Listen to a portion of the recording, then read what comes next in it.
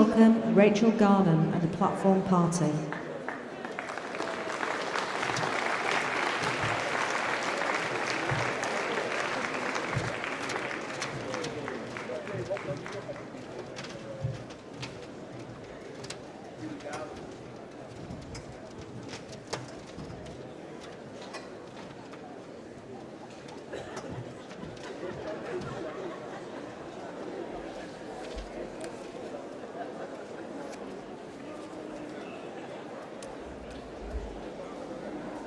Right, good morning, conference.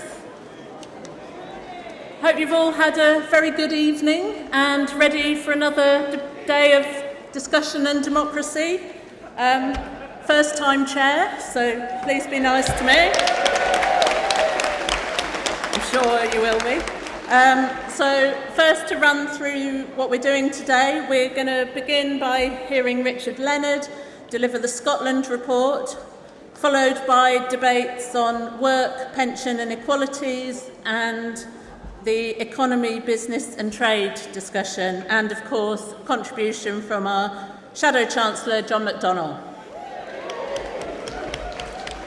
And at the end of this morning, we'll be starting the international debate, which will continue into the afternoon.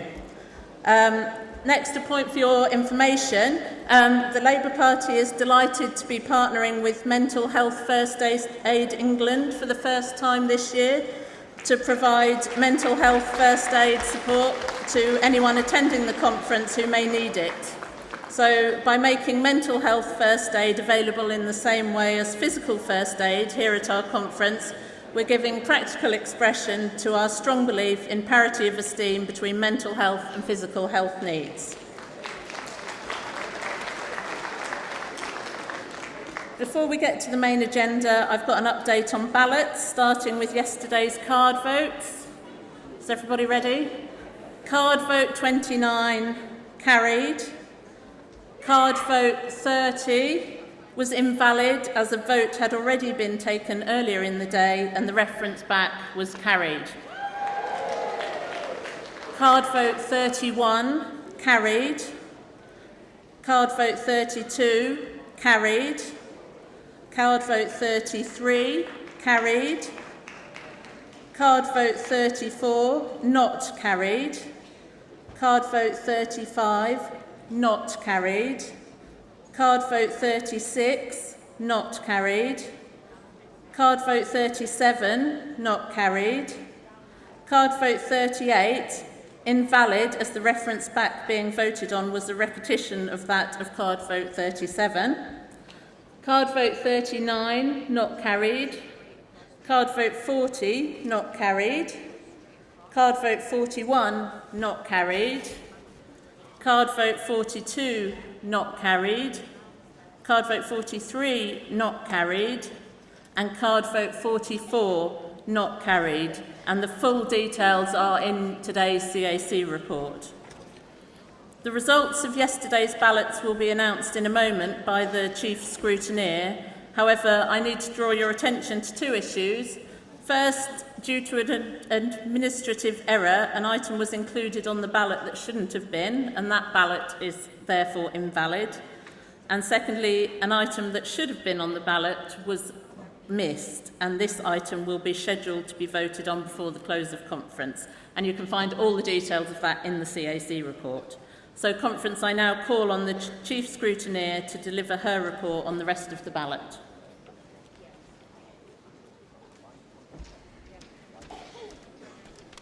Good morning, Chair. Good morning, Conference. Day 3. My name is Candice Atherton and I'm your Chief Scrutineer. I will now give the result of the NEC Democracy Review in-year implementation ballot. Resolution 1, Equalities Branches, Method of Organisation. 96.21% for, 3.79% against. This resolution is carried.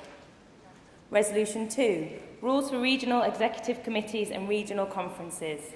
94.79% for, 5.21% against. This resolution is carried.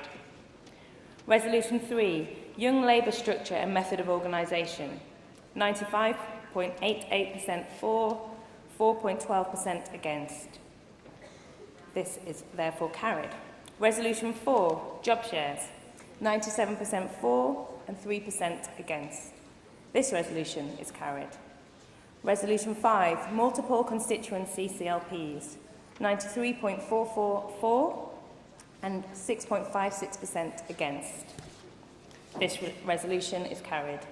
Resolution 6, equalities structures, 98.16% for, 1.84% against.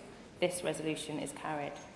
Resolution 7, with reference to what the Chair has said, procedural rules for elections for national officers of the party. This vote is therefore void. Resolution 8, disciplinary actions by CLPs, 77.46% for, 22.54% against. This resolution is carried. Resolution 9, role and responsibilities of an acting leader, 58.84% for, 41.16% against. This resolution is therefore carried. The full results of this ballot are available in Conference Arrangement Committee Report 3. Thank you, Conference. Thank you, Candice. I would now like to invite the Conference Arrangements Committee Chair, Harry Donaldson, to introduce the day's CAC report.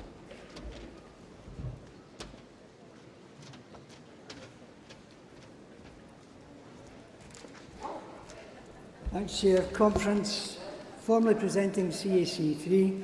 Conference, we have a packed agenda today, including speeches from the Shadow Chancellor, John McDonnell, Emily Thornby and Keir Starmer. Composite meetings continued last night, and today we have timetabled for debate composite motions 6 to 14 on subjects: industrial strategy, insourcing, working hours, employment rights, Royal Mail, Yemen, ethical foreign policy and Brexit. Also timetabled for debate today are 2 emergency motions on justice for rape survivors and human rights for the Uyghurs, as well as a second composite motion from Women's Conference on universal credit and employment support. In the ballot area, in the ballot area today, we have the ballot for the Conference Arrangements Committee Disabled Members Representative, taking place from 9 a.m. until 4 p.m. for CLP and affiliate delegates. Candidate statements for this new position on the CAC were printed in the Delegates report and are reproduced on pages 38 to 43 of CAC 3 for ease of reference. And printed on pages 27 to 30 are the results from the ballot to approve the NEC Democracy Review in-year implementation. A further ballot will be timetabled by the CAC for the final part of the document that was omitted from the ballot yesterday, and this will be reported in CAC 4. Today, Conference will debate the economy, business and trade section of the NPF report, the work and pensions and equalities section of the NPF report. And this afternoon, the international section of the NPF report, reference back requests from CLPs have been received by the CAC, and today, for the first time, these are detailed in full with the reasons for the reference back on pages 46 to 49.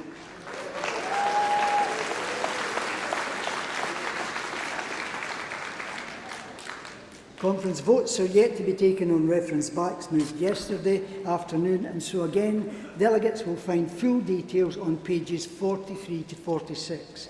It is hoped that this will give delegates clarity on the reasons the CLP wish to reference back a particular section of the NPF report. The NPF report, as well as CAC 3, was sent to all delegates this morning. We continue to review the reference back process both during and after Annual Conference 2019. The results of the card votes taken yesterday are detailed on pages 31 to 38. Card vote 29 is missing from CAC 3 and will be published tomorrow. Finally, Conference Composite 23 on housing is produced as an addendum to CAC 3 and will be circulated to delegates today. It will be timetabled for debate tomorrow and will be reproduced on CAC 4. Composite meetings are chaired by the Conference Arrangements Committee members, and I would like to place on record my thanks to them and the party policy team and regional staff who have worked through the night, both on Saturday and Sunday, to support the compositing of the 20 subject areas prioritised on Saturday, and also the delegates who attended all these composite meetings.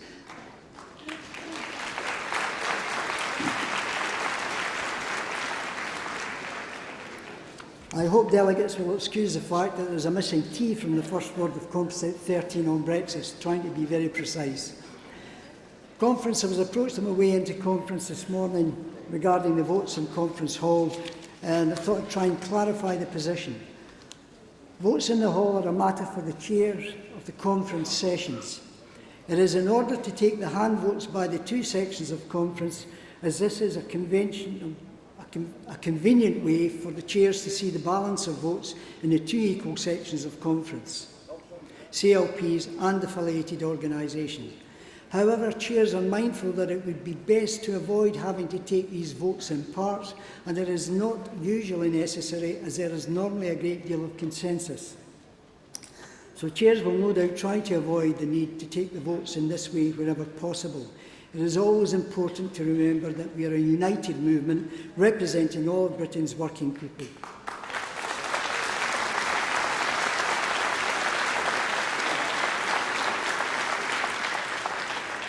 Conference, this concludes CAC report.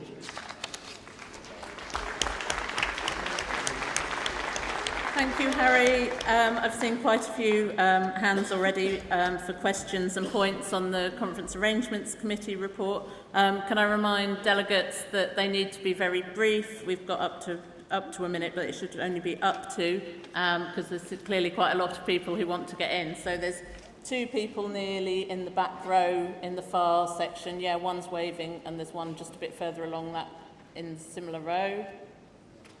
Yeah. And a person with glasses on their head here, and yes, the person who's almost just stood up there.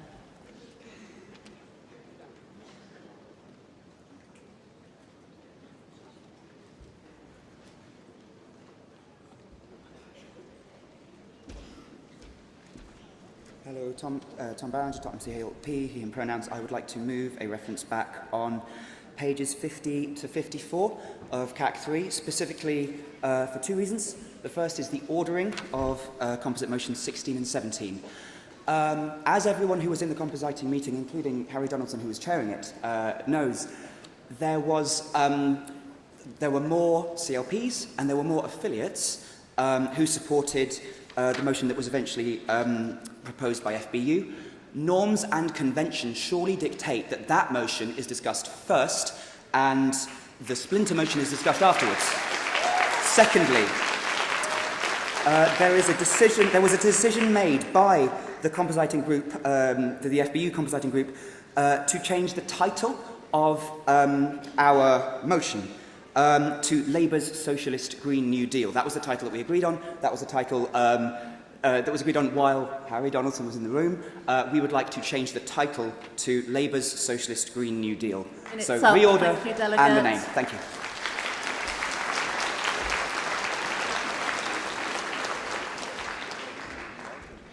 Yes.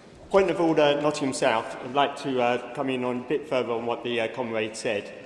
When conference votes, it should vote on the most radical policy first if there's a split composite. Composite 17 is the most radical policy. It has the 2030 date that Jeremy Corbyn says he wants to commit to. It has protections for workers and job creation. We must vote on this first, and as was said, the majority of CLPs and affiliates yesterday were backing Composite 17. Thank you.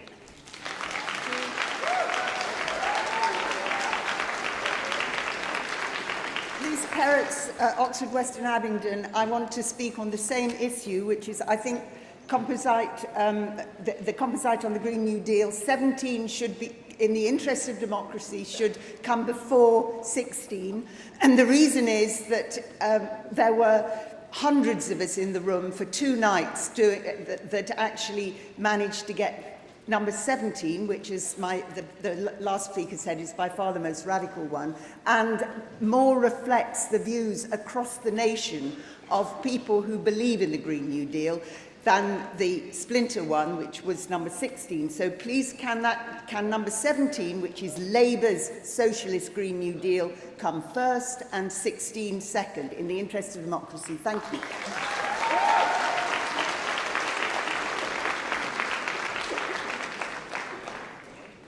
Malcolm Hunter, Leicester South Constituency Labour Party. I also wanted to raise something for clarification arising from the report on the Green New Deal compositing, because actually in the compositing yesterday, because of the concessions that had been made to try and get an agreed deal, which the motion 17 didn't row back on, Leicester South, supported by a couple of other constituencies, asked for our motion that we had originally submitted to also be on the order paper.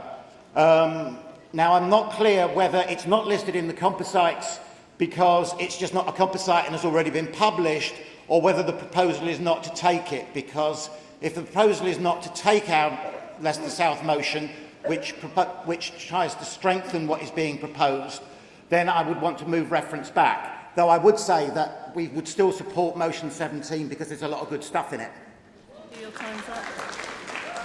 So the order that they're printed in the Conference Arrangements Committee is not necessarily the order that they are debated in. This is for tomorrow, so we can come back to that. So I'd really ask people to not make the same points that some people have already made. We've got a huge amount of really important policy that we want to discuss today, and there's only limited time. So go ahead, Delegate. Hello, Coral Jones. I'm Chair of Hackney South and Shoreditch CLP. I'd like to thank the Conference Arrangements Committee for increasing transparency by putting on the board the motions and referring back. I have another request, though. I'm deaf, and although the NHS is wonderful, it's not the same as having your own ears, having hearing aids. And I'm afraid I can't hear announcements, and so I missed most of what Harry said this morning.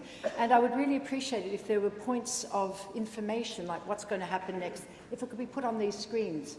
I don't think it should be beyond that. Hopefully.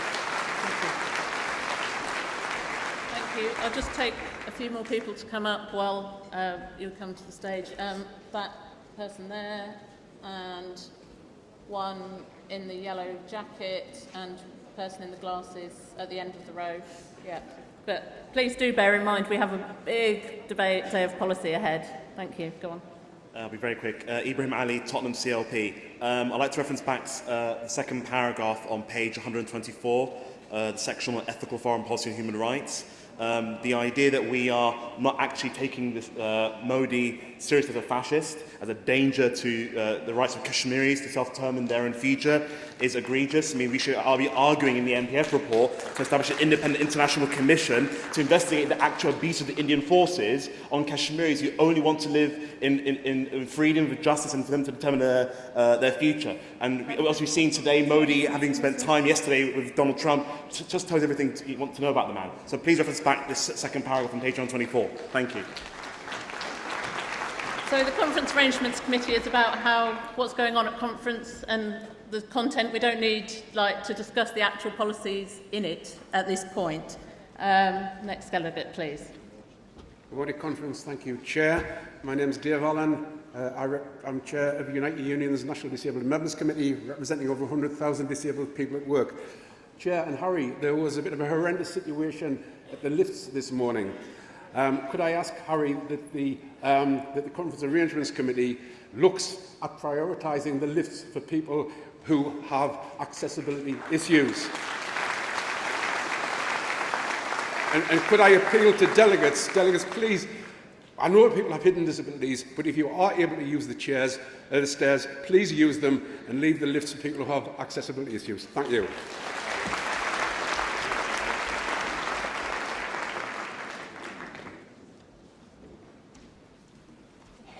Good morning, Conference. Can you hear me?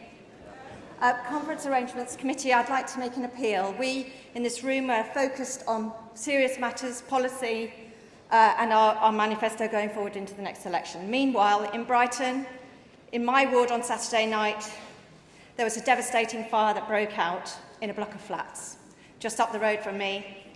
10 fire crews attended the fire, and I want to thank them for the efforts. There was no loss of life. This is not a council block. It is a private block of flats in one of the more deprived areas of Brighton. About the Conference Arrangements Committee I am report. asking a favour. Could we, please, have permission from Conference Arrangements Committee to rattle boxes at the entrance to conference to collect money for the 50 people who are now displaced and are at the mercy of lack of provision in Brighton, but they're actually being cared for by the community centre at the moment. Thank you very much.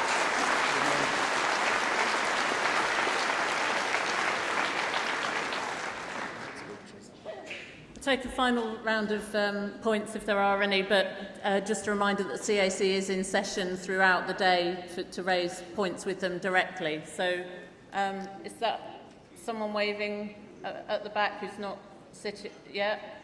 No, just waving at someone else, I think. Yeah, the woman with the, delegate with the black hair and black shirt, yes, you. With the red T-shirt at the end of that row. And right at the back of this section here.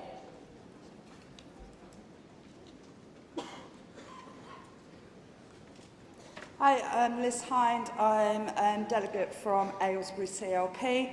I noticed in the standing orders for party conference that the NEC may submit items of business, but that should be done in accordance with responsibilities laid out in Chapter 1, Clause 8 of the Labour Party Rule Book.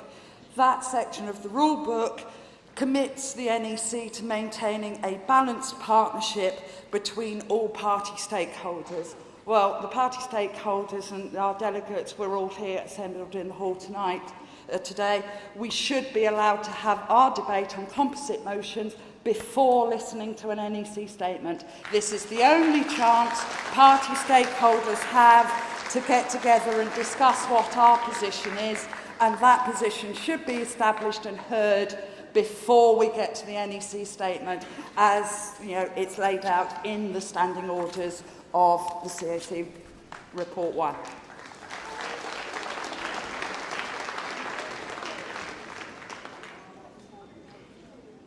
Next delegate, please.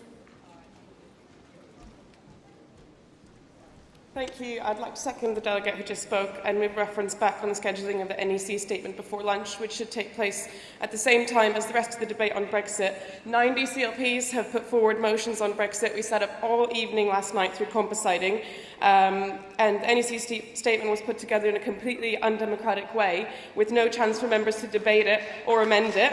The NEC should not be allowed to parachute its proposal ahead of the members' proposals. We are the people who run this party and knock on the doors, and we will be heard.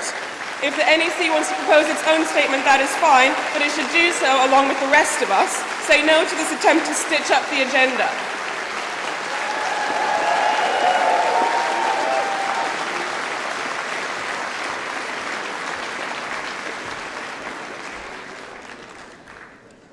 If I say what she says, will I get the same clap? I want to say exactly the same thing.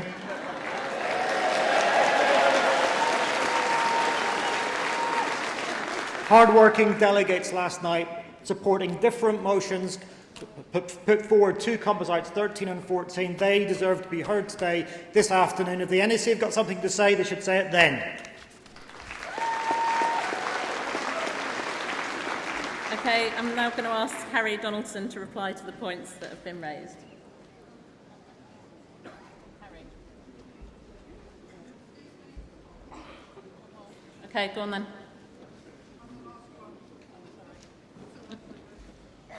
Hi, Conference. Julie Constantine, East End CLP. This is on accessibility. I'm not deaf, but I am hard of hearing. This is my good ear, this is my bad ear. If anyone in conference is having a conversation, can they please do it in their indoor voice, not their outdoor voice? We are having a large number of people go to the back of the hall in groups and talking as if they would normally. I'm situated in the third row from the back, and all I can hear is their voice. I'm here to hear your voice. So if you can please respect conference and take your conversations outside the hall. Thank you very much for listening.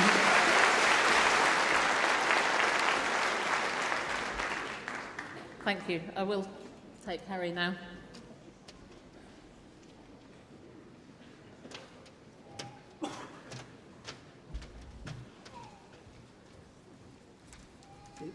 tonight's conference. Getting back in terms of disabilities, I think the issue that was raised by the last delegate there is quite clear there, asking for people to be much more aware of these matters, and clearly would ask colleagues to and delegates to support that. In terms of the lifts, we've already heard that. It is a challenging venue that we've been trying to do, but again, if colleagues, delegates themselves could be much more aware of that situation, and we will certainly review that and look at it in terms of going forward. We do have a disabled member now will be coming on to CAC this week as a newly elected, and that will add a significant amount of experience and understanding that may well be lacking at times. So again, that should be helpful for everyone, and we try to do the best certainly that we can. With regards to the NEC statement, it will be tabled as timetabled, but the votes will be taken all together. In terms of these disability issues, I've already raised. The issue on Leicester South, if I can ask the colleague to come to CAC office, the issue was there, and possibly that was because of the situation and the break-up of that group last evening, would be the issue there that there was an oversight in terms of collating and giving the information. We'll meet with them, we'll rectify, we will get the paperwork done, and it will be a standalone motion, so that will be resolved. With regards to the issues in terms of the scheduling of and the renaming of the documentation, that's timetable for tomorrow, and that, as the Chair has said, will be resolved. Okay. And I think that covers most of the issues that was raised. So the issues in terms of Labour, Socialist, New Green Deal, that will be rectified in terms of the title. Thank you. Thank you, Harry. So we now move to a vote on the CAC report. Can I see all those in favour of accepting the report? Thank you. And those against? Right, that report is accepted.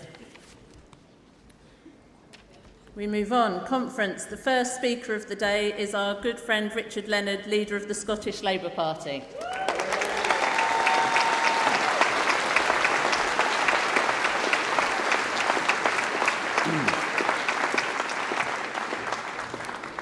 Rachel, comrades and friends, good morning.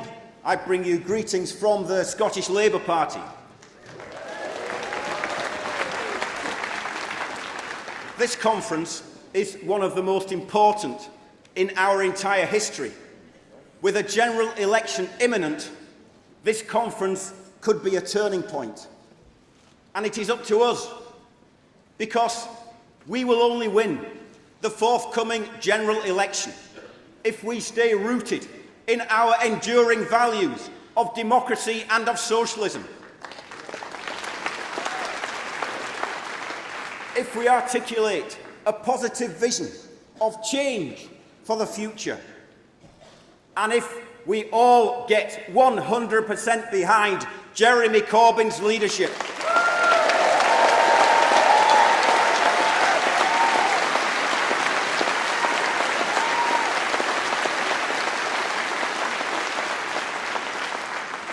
and let me also say from the outset that my aim as the leader of the Scottish Labour Party is not simply to lead a better management team than the SNP, it is to lead a Scottish Labour government worthy of the name.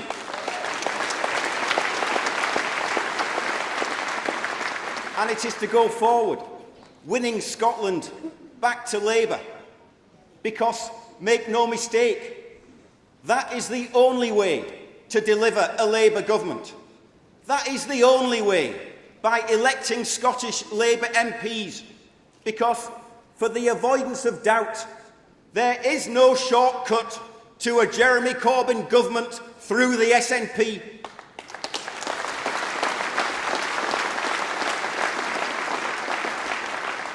So we must work together in a spirit of cooperation, of shared endeavour, to build a better society in a peaceful world on the strong foundation of a democratic economy, a green economy, and a participatory form of politics. That is the vision of the future that we are offering the people of this country. It is a vision of hope. It is a vision of real change. And it is a vision of the future which is worth fighting for. And that means it is not enough to simply tell people what we are against. We need to tell people what we are for.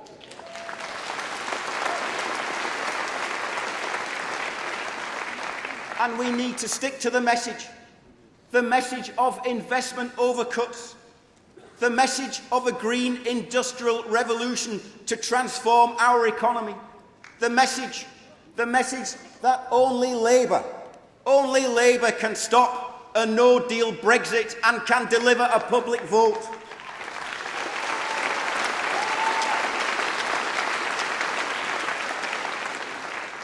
And we are a Labour Party again with the message that we support the public ownership of public services.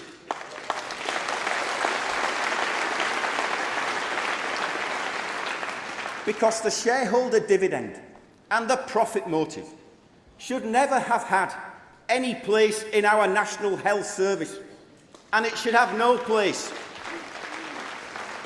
And it should have no place in the delivery of our bus services. It should have no place in the delivery of our post. It should have no place in our prison service, and it should have no place in our asylum system.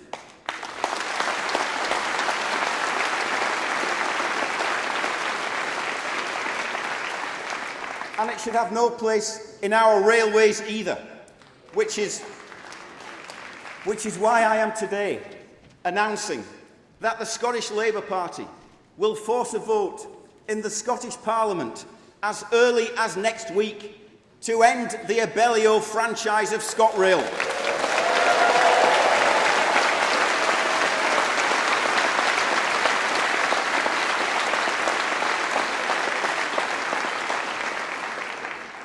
So that once again we can put passengers before profits. And it's not just in transport that we need fundamental change. It is in the economy, it is in housing, and it is in land. Let me give you an example. There is a housing emergency in Scotland, and the price of land lies at the centre of it. So when we launch our Housing Commission report in the next few weeks, it will make radical recommendations which tackle the excess profits of property developers. It will include a proposal to introduce a new law giving local councils, housing associations and housing cooperatives the right to acquire land at an existing use value. Good housing policy has always been at the core of Labour Party values.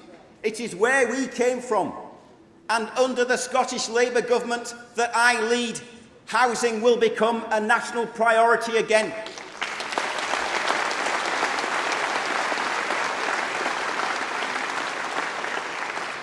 From its very beginnings, this party of ours has never stood for the status quo, economically, politically or constitutionally.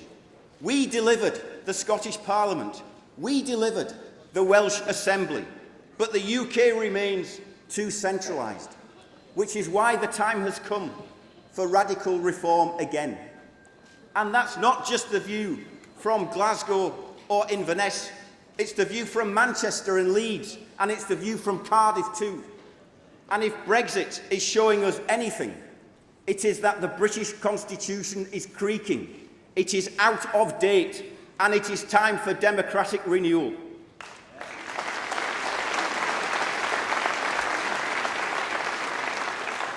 So I am proud that our party will go into government with a new determination to shift power closer to the people. We will extend democracy, not just at the ballot box, but in every workplace and in every community. And so, let me be crystal clear.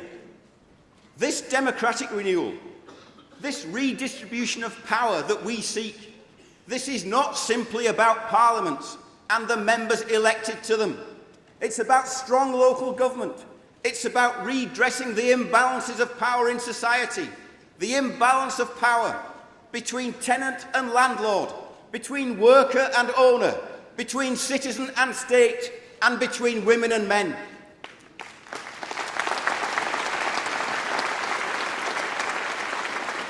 So the next Labour government will deliver a new Scotland Act that will provide for the devolution of employment law with a UK-wide flaw. This time last week, I joined ASDA workers, GMB members in Glasgow, in a national protest. Because I tell you this, if the Labour Party cannot support working people fighting against a basic injustice, then what else are we for?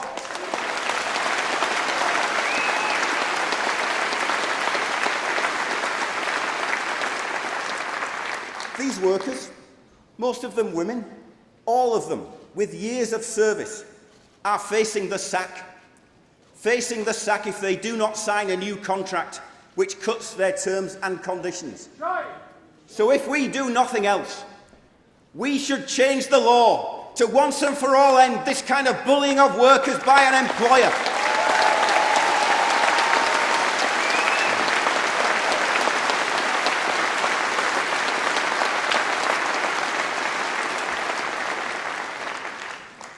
And it is not just more powers coming to Scotland that we need.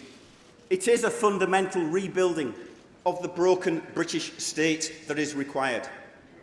So that is why we are proposing, at last, the abolition of the House of Lords.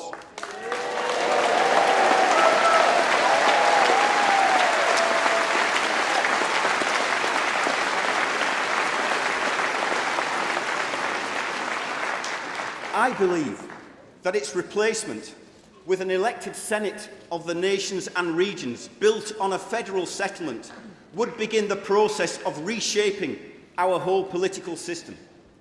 These changes will have to be worked for. These changes will have to be worked for, and the people won over. But we must be confident in the democratic tradition which we inherit, confident in the socialist ideal that drives us, confident in these practical ideas for radical reform. We are on the brink of something extraordinary, the greatest opportunity for more than a generation to elect a truly radical, transformative Labour government. And with that opportunity, we send out the clear and simple message from this conference today that a socialist Britain will do far more to improve the lives of the people than a separate Scotland ever could.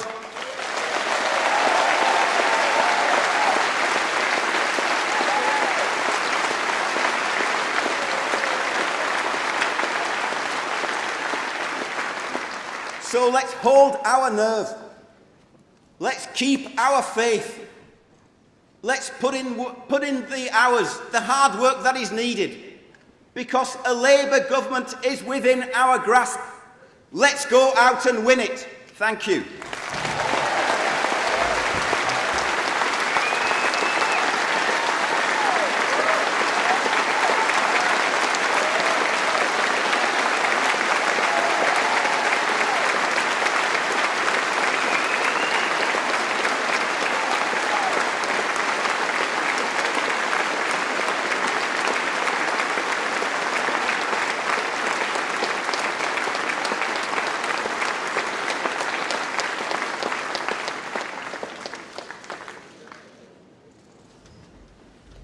Thank you, Richard, and you have all of our full support in increasing Labour representation in Scotland and at Westminster.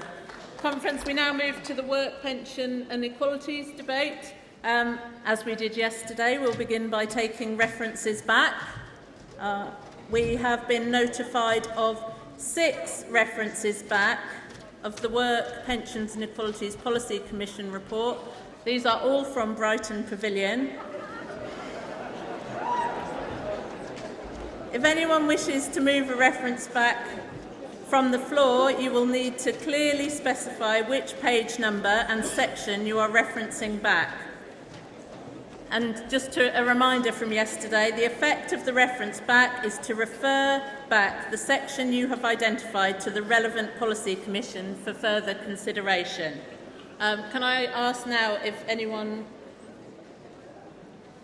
and you can only do this now if you've got any additional references back. So have we got anyone who wishes to move any additional references back? Yeah, one over here. Okay, and one at the end of that same row, or with curly hair, yes. Okay, thank you. Can I remind you that we will be taking all the votes at the end of the session, so people should take note now of what people are saying to move their reference back. And if you need help from people around you to do that, I'm sure people will be happy to help. Right, is the delegate from Brighton Pavilion ready?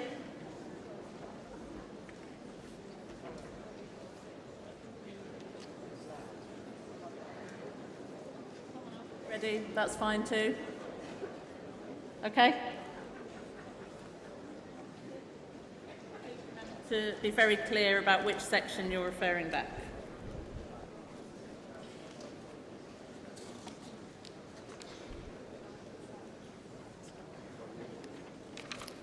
One minute.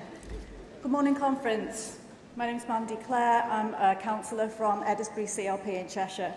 I would like to reference back, it's on page 172, entitled Creating a More Equal Society, paragraph 3 under that heading. The wording says, Labour has also developed plans to ensure that every policy is audited and checked by an equalities department in government. A standalone equalities department will help to ensure equality is put centre stage in the next Labour government, and I would like to add in the words, including structural and systemic social class inequality. There's been lots of policies which we've debated at conference which no one in their right mind, socialist, would disagree with, and we've had a lot of time given over to debating policies where 20 or more people have come up and said the same thing. And they've been important issues and they are impassioned debates, and it's important that people have the chance to speak. But what we're here to do isn't to spend lots of time speaking about things that we agree on, but to change policy. So, thank you. Just a reminder that it's not within the rule book to move amendments to the Policy Forum reports, so it is literally a reference back to ask for that paragraph to be discussed again. You can't add in words at this stage. Is anyone else ready to move their reference back? Yeah, is it Brighton Pavilion?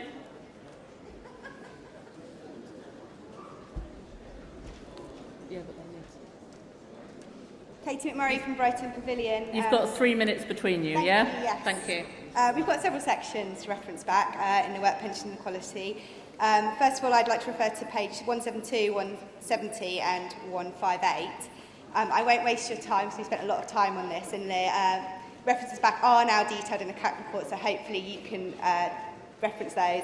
Essentially, Brighton Pavilion would like to see reference to the LGBT plus pay gap and an acknowledgement of the problems remaining whilst employers are allowed to categorise their trans and non-binary staff, as well as the difficulty of bringing equal pay claims for trans and non-binary people. We request that these pages are reviewed and consideration given to these points. Thank you very much. I'm Claire Wadey from Brighton Pavilion, and I'm here specifically representing the Disabled Members Forum, of which I'm one of our officers. I have hidden disabilities myself, and I'm here specifically talking on our references back on universal credit and means testing, and we're absolutely appalled at the hedging around universal credit in this Policy Forum document.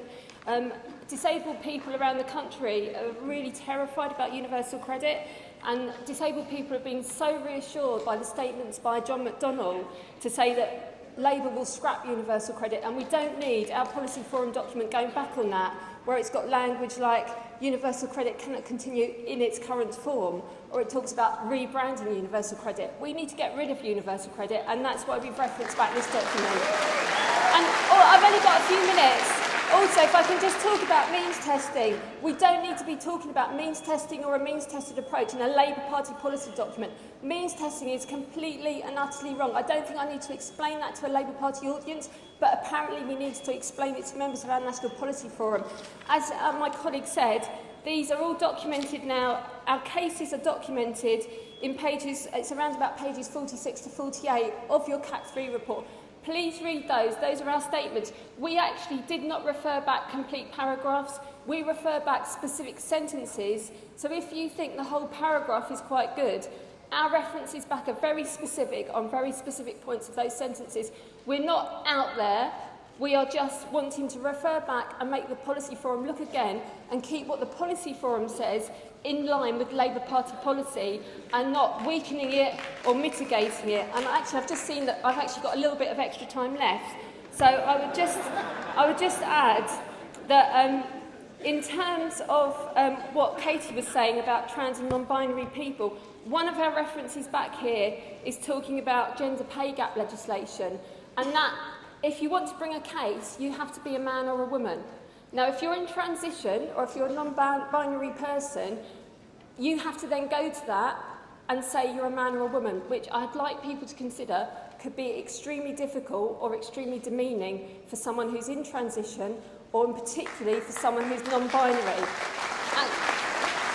We need to take that into account, Conference. Please support.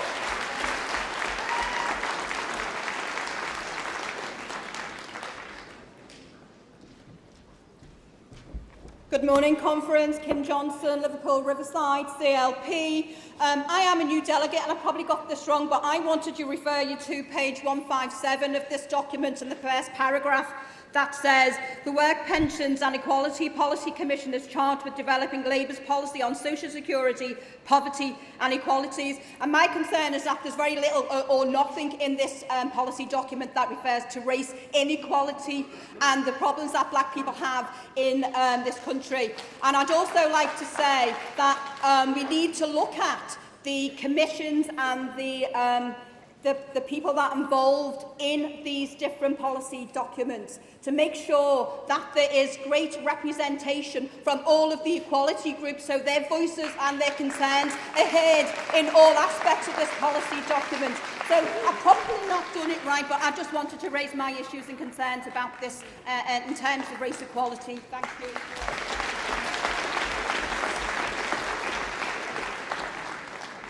Thank you, Delegate. You did do it right. Well done. Thank you. Does anyone wish to speak in favour or against any of the reference backs? No? Okay. We now move on to the motion on universal credit, which has come from Women's Conference, to be moved by Mary Callaghan on behalf of Unite the Union and seconded by Katie Dunning from the CWU. So can you both make your way to the delegate desk?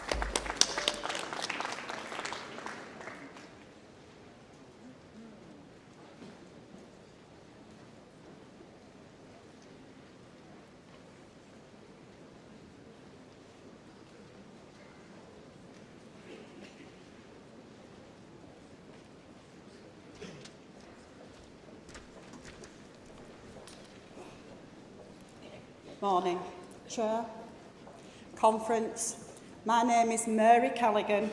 I'm from Unite the Union, proud and honoured to be moving this motion on behalf of all those women at Labour Women's Conference earlier this year.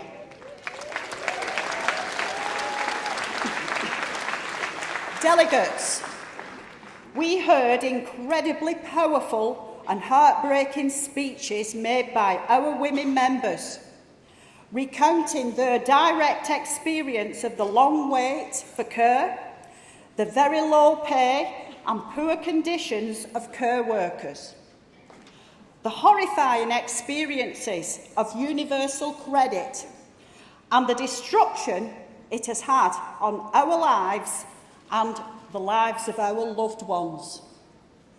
So when, just last week, David Cameron, in selling his memoirs, tells the Today programme that he was proud of Ian Duncan Smith's work, I can only be struck by the cruelty and continued inhumanity of the Tories.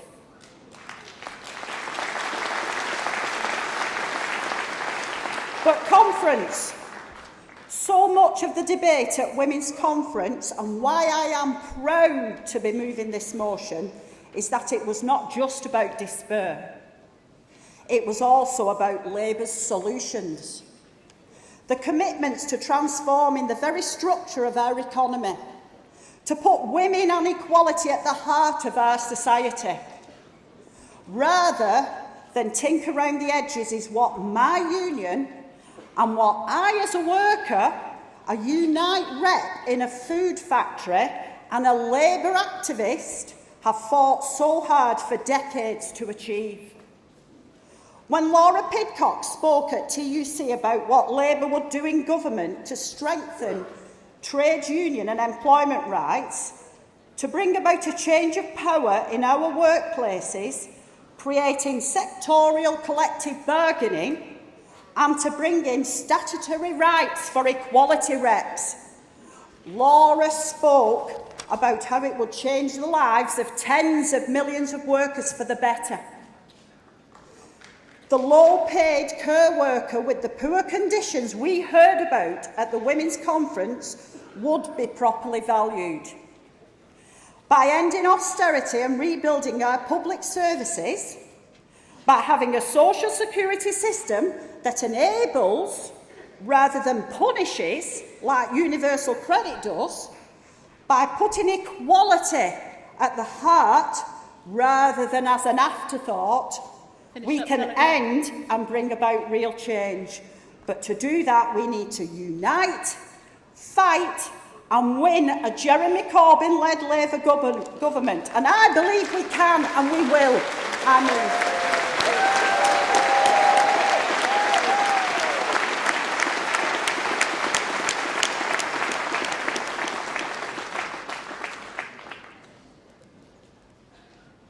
Katie.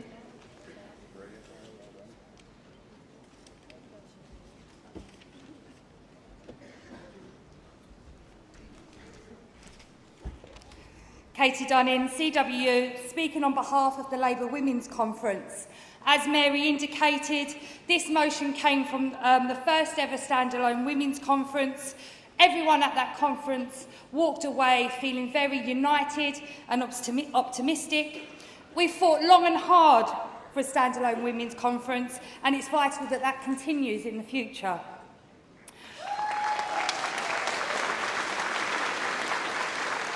Conference, it's a long motion and I've only got 2 minutes, so I'll try and keep it as short as possible. Over the last decades, we've seen undeniable strides forward in achieving equality across our society. However, there are still many barriers to overcome in the struggle for justice for women.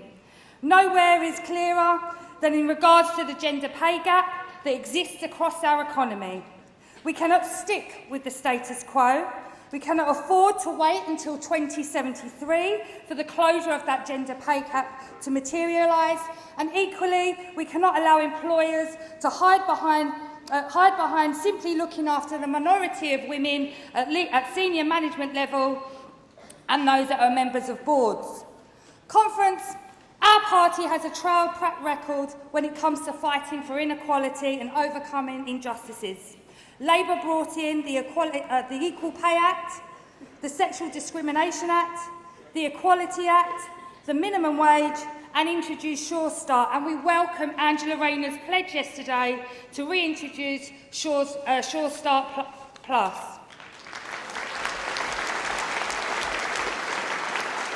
I was proud to vote in the transformative 2017 manifesto, which promised new politics and a new economy. I'm proud that the CWU has been part of this motion in building on that 2017 manifesto in a way that puts gender equality at the heart of everything that we do in government, from trade unions to economic democracy, from tackling gender pay gap to ending the scandal of universal credit. Conference, while the economics of the past have encouraged division, as a party we can offer a hopeful alternative for a more equitable future. I second.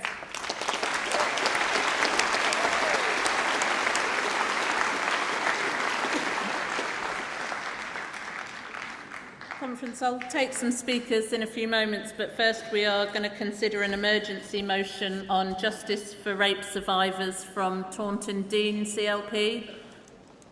Can I see the delegate from Taunton Deane to move the motion?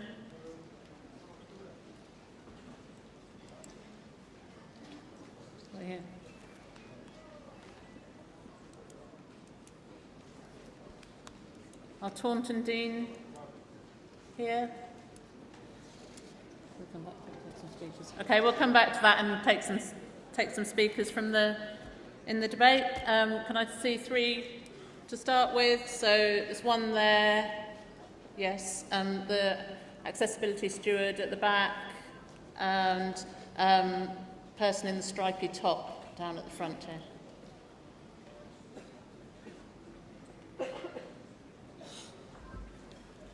Just to remind you, if you're called, you need to register at the desk before coming up to the podium.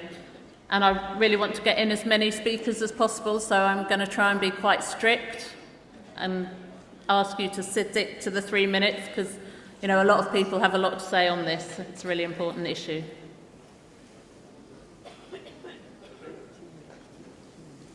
Two minutes.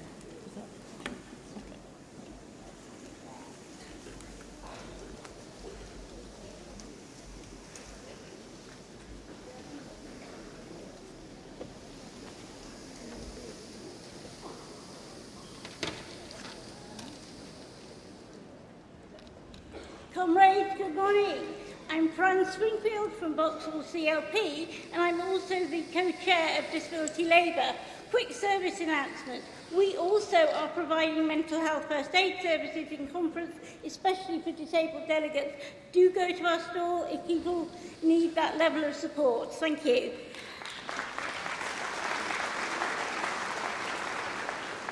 Okay, I'm sitting here because I know that we must stop and scrap universal credit.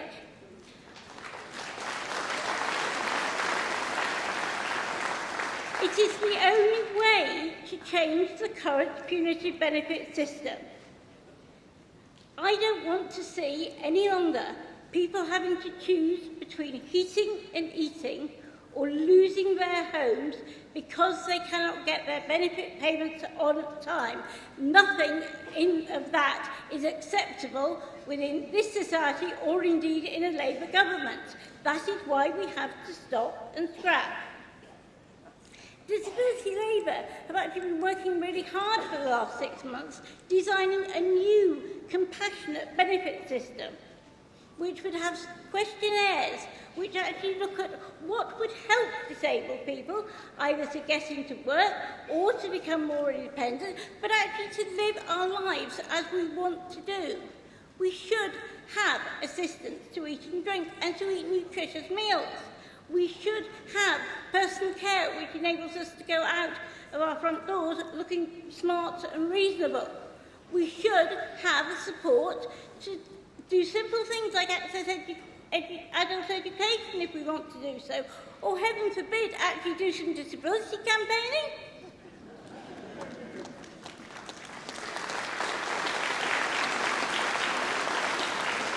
Delegate, time's up. Whilst I'm a member of the MPF, and I have sat on the Work Pensions and Equalities Delegate, Committee. we really need to get everyone in, so Right, sorry. last sentence, please. Right, okay. Brighton comrades will write on their references back. Please support the references back and stop and scrap. Thank you. Next delegate, please.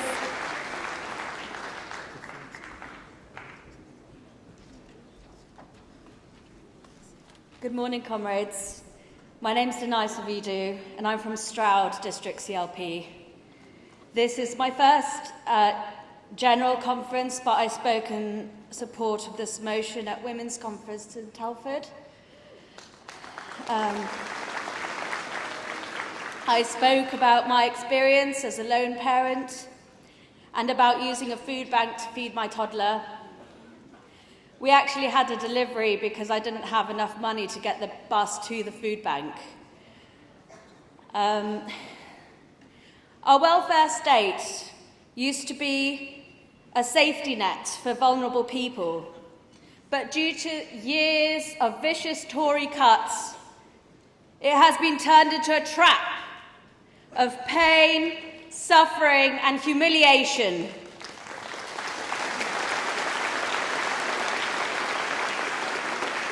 In what society do working parents have to choose between buying food and paying utility bills?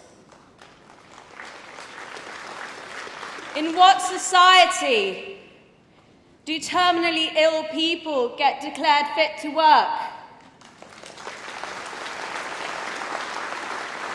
I want my daughter to grow up in a society of justice and compassion. And for that to happen, we need people who aren't afraid to raise their voices. And that is why I am standing for Stroud District Council in 2020, because someone has to tell them. And that is why, comrades, we need a Jeremy Corbyn-led Labour government. Thank you.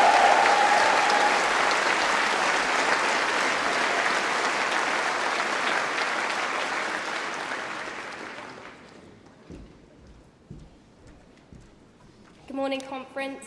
My name's Ellie. I'm from Rugby PLC, first-time delegate and first-time speaker. Rugby was one of the first areas of this country to see the rollout of universal credit, and we have been suffering ever since. We have parents unable to feed themselves and their children, and our food bank usage in the town has gone up. We have also seen the results of universal credit having an impact on our local economy. Our high street is suffering because when people cannot feed themselves or their children, they cannot contribute to society. The outright cruelty that the successive Tory governments have put into the benefit system is nothing short of criminal. They have blood on their hands. And this includes things like the PIP payments. My friend Emily lives in Salford and she has a debilitating illness, which means that she has to use the toilet up to 60 times a day, and she is in excruciating pain 24/7. She has lost 3 jobs as a result of her illness. Her last employer fired her because it was unethical of them to keep her on as an employed person. But the government has stopped her PIP payments and has declared her fit for work. Conference, we need a Labour government to put dignity, care, support back into our benefit system and to put human decency back into the heart of government for those who need it most. I support this motion.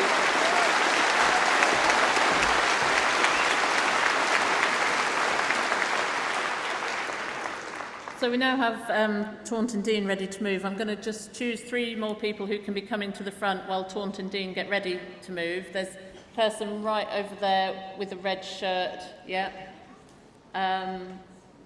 Delegate in a turquoise top, yes. And at the back over there, yes, the person who, no, not you. You. Okay, can I see Taunton Dean to move the emergency motion on justice for rape survivors, please?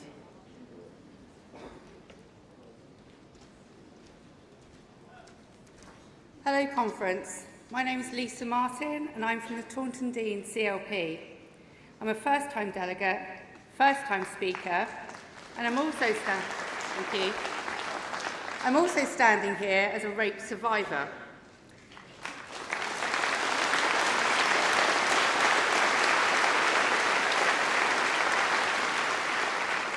Today I'm here calling for justice for rape survivors, and we'd also like to thank Richard Bergen for his attention to this yesterday in his speech. Just 34% of rape cases referred to the CPS during 2018 to 19 resulted in a charge. This is a decrease of almost 30% since 2014. Since 2017, completed prosecutions have fallen by a third, and convictions fell by 27%. I would like to highlight that rape is not just a statistic. rape is carried by the survivors for life. Sarah Crew, Deputy Police Chief for Avon and Somerset, recently said that we have a justice system that is stretched and under pressure. Victims Commissioner and former Labour MP, Dame Vera Baird QC, stated that this was a deliberate policy by the CPS to improve their conviction rate by abandoning thousands of cases of potentially traumatised men and women who look to the CPS for support. Conference, this is a national crisis. Our country has fallen victim of a Tory government. When justice is foregone for the sake of profit margins, it is the Labour Party's duty to reclaim justice for the people. Comrades, we must say no more to austerity. We must insist that these victims' voices are heard in a court of law. We must win the next general election and once again have a government, a country and a justice system that we are proud of. I urge you all to support this motion. Thank you.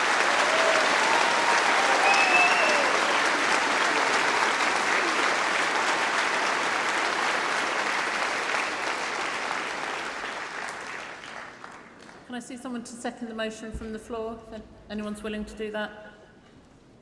Yeah, thank you. Right. Colleagues, comrades, conference, I stand here in support of the motion and also stand here in support of those colleagues from the Women's Conference, the first ever.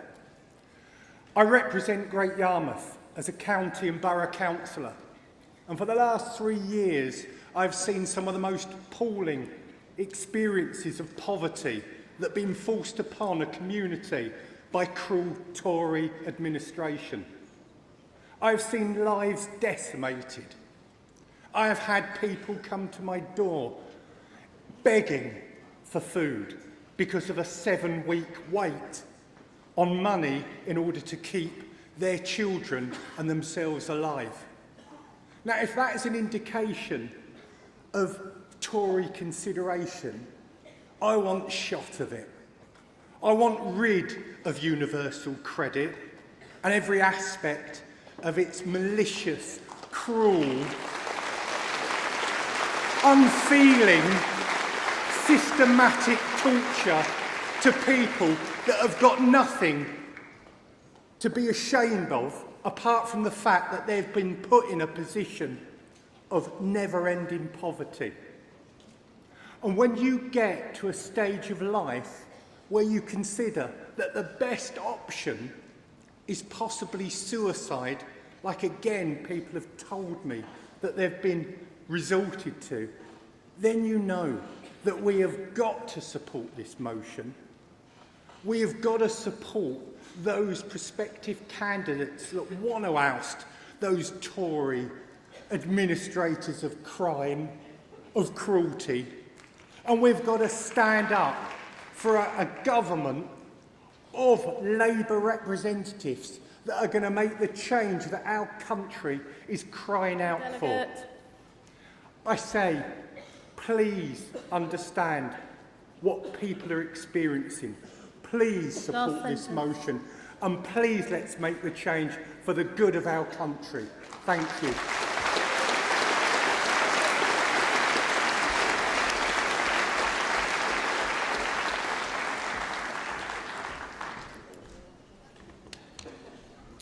Conference, Katrina Goldman, a proud Unison delegate and proud to be Telford's parliamentary candidate for Labour. Speaking in support of the composite motion of universal credit and employment support. This motion came out of Women's Conference and I was delighted to host that in Telford, my hometown.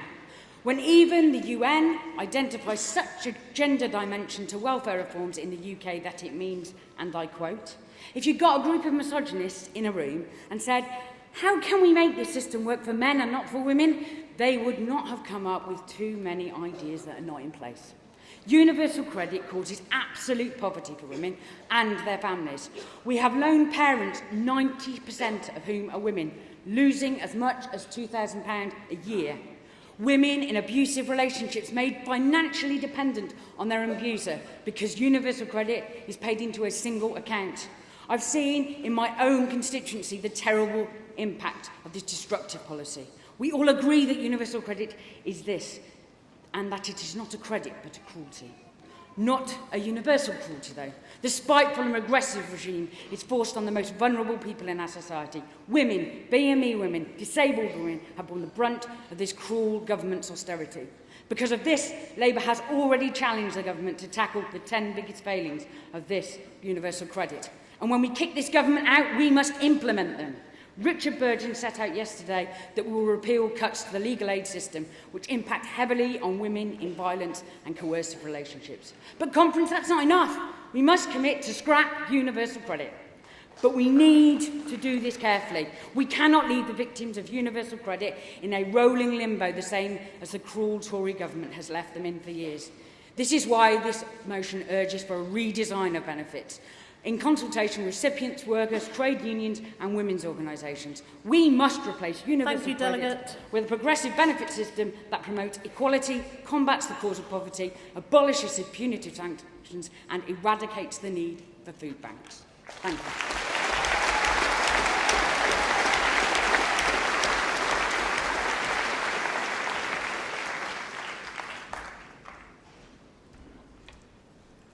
Morning conference, my name's Rachel, I'm from Dartford CLP and I'm a first-time delegate to conference like many of you. So we are a party of campaigners and what we do our very best is stick up for the underrepresented, the undervalued and the under-resourced. What I'm going to speak to you about is a disproportionately women's issue but also a welfare issue, and that is our unpaid carers. There are 8 million individuals in the UK. There are 8 million of them in the UK and they are the sticking plaster for the underfunded social care system and RNHS. Without them, millions of people with long-term health and mental care needs would not be supported. 3 in 5 of us will be a carer at some point in our lives. Some of you will be carers without even realising the shopping that you're getting for your loved ones, the prescriptions you're collecting, the appointments you're accompanying them to. These are all caring roles. I'm a carer. I'm a campaigner. I help to care for my mum, and that's a responsibility I take seriously and I'm really proud to undertake. Being a carer affects every part of your life, from financial security, your future, your health, your mental well-being. You're more likely to have a stroke than the rest of the population. 600 people each day are giving up work because they can't do it alongside caring for somebody. Carers have been shockingly treated by the Conservative government. We no longer have a national carer strategy. It was promised and kicked into the long grass. Basically, we've been waiting for 3.5 years for the promised social care strategy. Not acceptable. Carers continue to use paid holiday time up to take their loved one to hospital appointments, and there's no statutory carers leave. Should they get a break, they often use it to catch up on their own sleeper appointments. I don't think that's acceptable. Whilst Brexit continues to rumble on, real carers and the people they care for are struggling to cope right now. And yet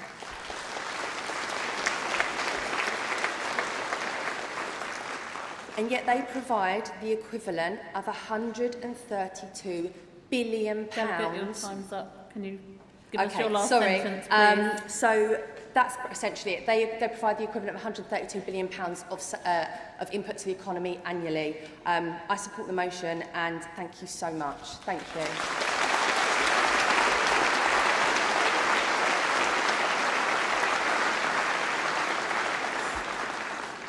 Conference, sorry to speed things along. We've got a lot to pack in this morning. Our second debate of the day is on the economy, business and trade. And once again, we start with references back.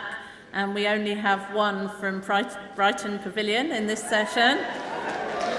Does anyone else wish to move a reference back? This is the point at which you do it and it has to be precise.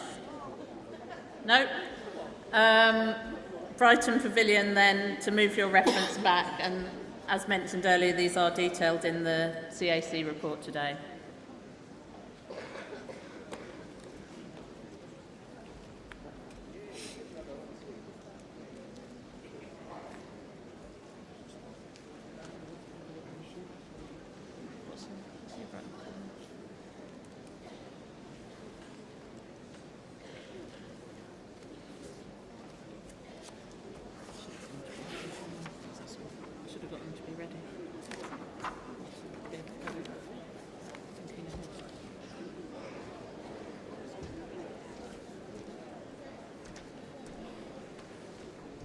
I'm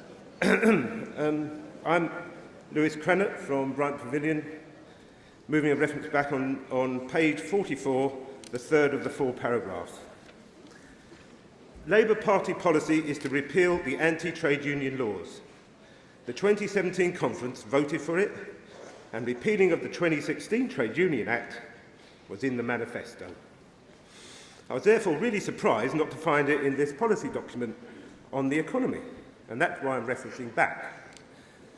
40 years ago, to implement their pernicious neoliberal economic model, the Tories passed laws to undermine and weaken organised labour and the trade unions. They led to insecure and precarious employment, low pay, outsourcing, 0 hours contracts, unpaid trial shifts and much more. When we elect a Labour government and Jeremy Corbyn as Prime Minister, we are going to transform the economy and give working people dignity and control of their terms and conditions of work. Finish up, please. The right to strike, the right to picket, free collective bargaining, and the thing bosses hated most, the closed shop. Stop talking that now, gives please. working people control over who works in their industry. Thank you. Taking back control, comrades.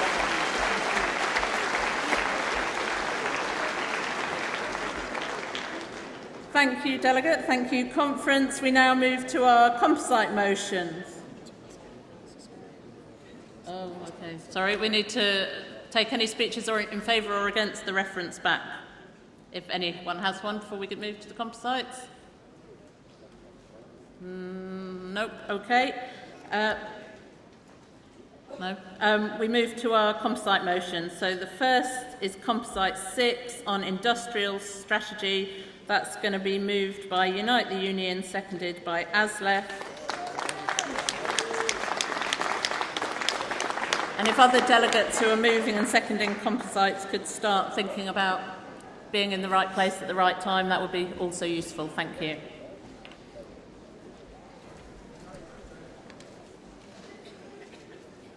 Okay. Chair Conference, Len McCluskey, Unite, moving composite 6.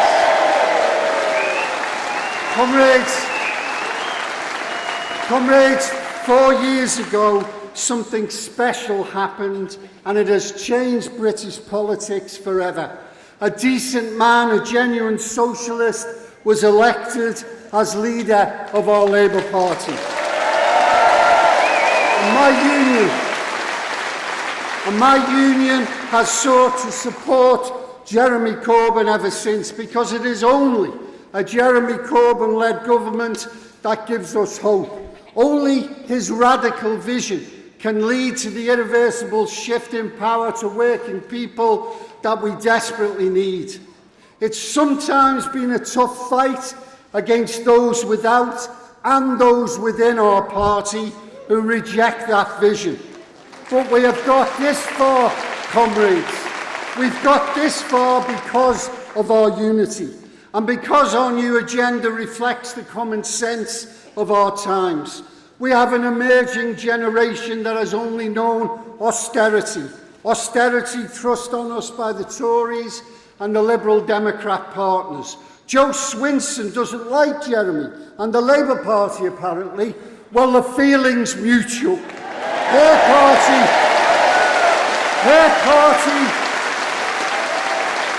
Her party gave us austerity and destroyed our community. She voted in favour of every attack on our welfare state, and we won't forget that. She reminds us that you can never trust a Liberal Democrat. Comrades, our country is crying out for an alternative to austerity economics and neoliberal dogma that has just thrown Thomas Cook to the wall along with thousands of jobs. This composite sets out what is needed. We want one thing: a progressive Labour government that will govern in the interests of working people. To get there, we must not be sidetracked. Unity got us where we are. Only division, Conference, can derail us now. From Brexit to the banks, the country needs to hear a united Labour voice arguing for that brighter future. Let me say here that Jeremy Corbyn is 1,000 times right in trying to speak to our whole country at this time of crisis, when we have the Tories dismissing half our nation and the Liberals are writing off the other half. It is only Jeremy's Labour that puts social justice, that says whether you are Leave or Remain matters less than your class. We should not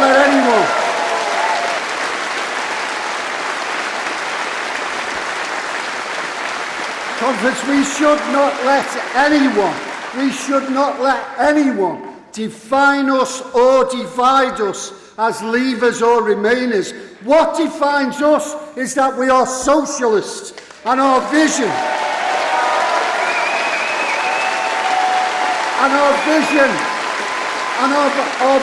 of a better Britain, a better world is within our grasp. I beg you, comrades, keep your eyes on the prize. In a general election campaign, people will see that only Labour offers policies to create a better and a fairer Britain, policies to heal our nation, securing our future with large-scale investment in our infrastructure and an industrial strategy that stimulates our manufacturing base, protects public services, provides decent work, builds homes, gives workers and their trade unions dignity and respect. People are sick of the lies that fall so easily from our Prime Minister's mouth, aided and abetted by a cabinet of millionaires who'll rake it in as our people are sent to the dole queues. The only antidote to the crux of the Brexit Party and the charlatans in number 10 is a Corbyn-led government. Comrades, it's our responsibility, it's our duty as trade unionists and all of us here to ensure Labour wins the election. Unite, I pledge, will not be wanting. We are a socialist party, and we are united in wanting to live a profound and lasting change for our people.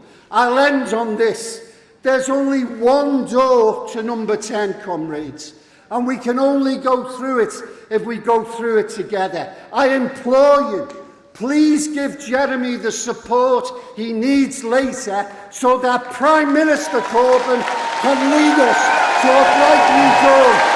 I move.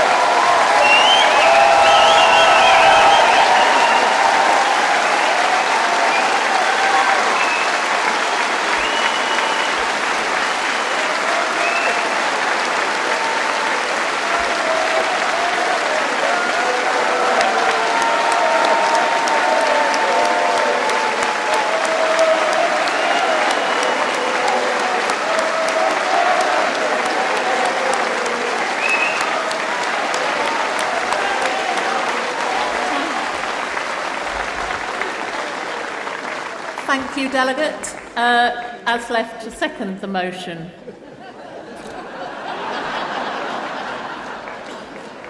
Thank you, Chair. Thank you, Conference. What Len said.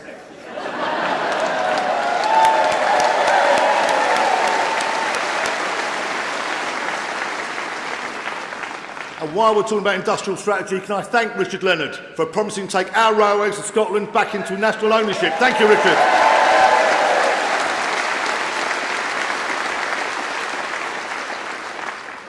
Conference. We are consistently told that technology is changing our world. We must move with the times. The economy is changing and therefore the world of work must change also. And yes, this is true. We aren't Luddites. Our movement is based on progress. The Labour movement must embrace technology. It makes us a prosperous country, a more efficient country, and a country that improves the quality of life for the many, with better jobs and a just transition. But for too long, many of these voices have been used to encourage neoliberalism and a race to the bottom, and an excuse to neglect our core industries. We have to get the politicians to stop piping up about the need for industrial strategy, but act on an industrial strategy. We need a world that looks 10, 20, 30 years from now to the needs of our children and our grandchildren, and to create a better future with real work that pays and no in-work poverty. Well, conference, it's time for action. Because there'll never be an act that deals with the housing crisis, crumbling transport networks, or inadequate school and hospital buildings. The only way to deal with this is a strategy based around the need for a better infrastructure that boosts construction and looks at social impact of procurement in the supply chain, that creates apprenticeships and creates a proper educated future. But conference at its core, a Labour industrial strategy must deal with the biggest challenge of our times, climate change.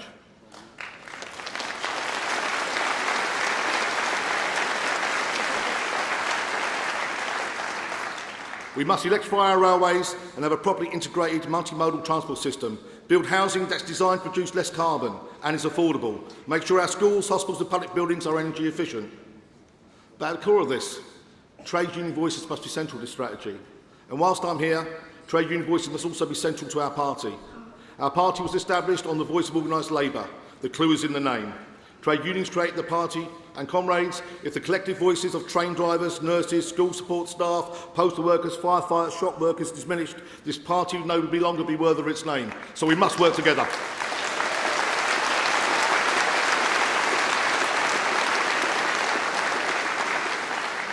So, conference, climate change has been one of the free market's biggest failures, and we can't listen to Trump and the deniers. Dealing with it must be one of Labour movement's greatest successes. Let's get Jeremy into number 10 and have an industrial strategy that deals with climate change, rebuilds our infrastructure and works for the many, not the few.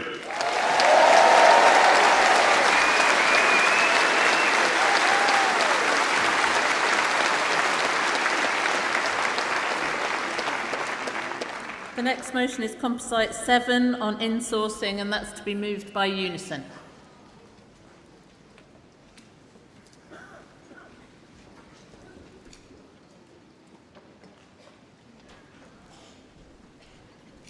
Thank you. Linda Hobson, Unison, moving Composite 7 on insourcing. Conference, for decades, my union has fought the privatisation of our public services, and what we know is what we've been saying for years, that privatisation has failed. It failed in the 80s, it failed in the 90s, and it's still failing today. The costs are borne by the workforce, future generations, and people who desperately need those services. Privatisation has been a disaster for public service workers. 1 million decent jobs gone from our local communities. Our elderly, our frail, our vulnerable, suffering like never before. Privatised care services collapsing on the brink, starved of money, in total meltdown, public sector jobs, good jobs, hived off to those who care more about private profit than they do about public good. The rich and the powerful are immune to the damage that it causes, but those of us who rely on public services aren't. Our people, struggling to get by with fewer resources, to work with less and less pay in their pockets. And while the public funds are siphoned off and slipped into the pockets of the powerful and the seedy of the world of offshore companies, conference, it's an absolute outrage. It's an outrage that we must end. So we need to step up our fight to bring our public services back in-house. Not some, not when contracts end, but every single one of them, all back in-house where they belong. And I say to the doubters who tell us it costs too much money, I'll tell you where you can get the money from. Close the tax havens, end the loopholes, and make sure that those who can't afford to pay shoulder the burden of the funding decently publicly owned public services. We welcome the party's democratisation. Decent paid workers, not care workers, nurses and teaching assistants struggling to get by. That's the change our party can deliver, and it's a change that we must deliver. Conference, I move.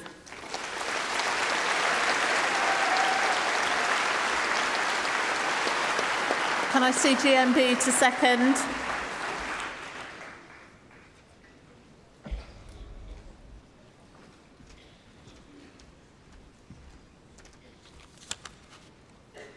Barbara Plant, GMB Delegate and GMB National President, seconding Composite 7. Conference, privatisation has been a failed 40-year experiment. Where outsourcing has happened in public services, we have seen costs overrun, workers' rights watered down and communities let down. The Tory government has spent the last 9 years cutting funding, forcing through reorganisations, out-of-control outsourcing and privatisation, and our public services are close to breaking point. GMB represent members who work in public services in every town and every city across the country. The workers who have to face the worst of Tory privatisation, and it is on behalf of those workers we vote for at this conference. They are our colleagues, neighbours, friends and families. Conference, our members are rightly proud of the jobs they do. But in an era where less is more, whether it's the number of staff on the job or the terms and conditions they're expected to put up with, is getting harder and harder for them. So that's why GMB has launched our Go Public campaign. We call on the government to invest in public services, replacing at least what local government has lost at the hands of over a decade of Tory cuts. End privatisation and outsourcing, so taxpayers' money goes into the public services, not shareholder pockets. Provide public services that are free at the point of use, from cradle to grave for everyone that needs them. And to finally give fair pay and pensions for our public service workers. Let's end the race to the bottom in workers' terms and conditions. Public service workers properly celebrated and valued for the work they do. GMB are calling time on the outsourcing of public services. It's failed the public and those workers. And finally, conference, that's why we need a radical Labour government to stand up with us for these principles and secure a future for high-quality, accountable public services. Conference, I second.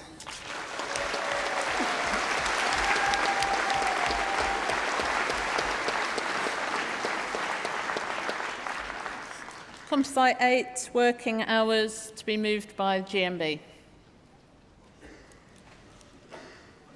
CW, it says GMB here on my script, but if it's the CW, I apologise. CW.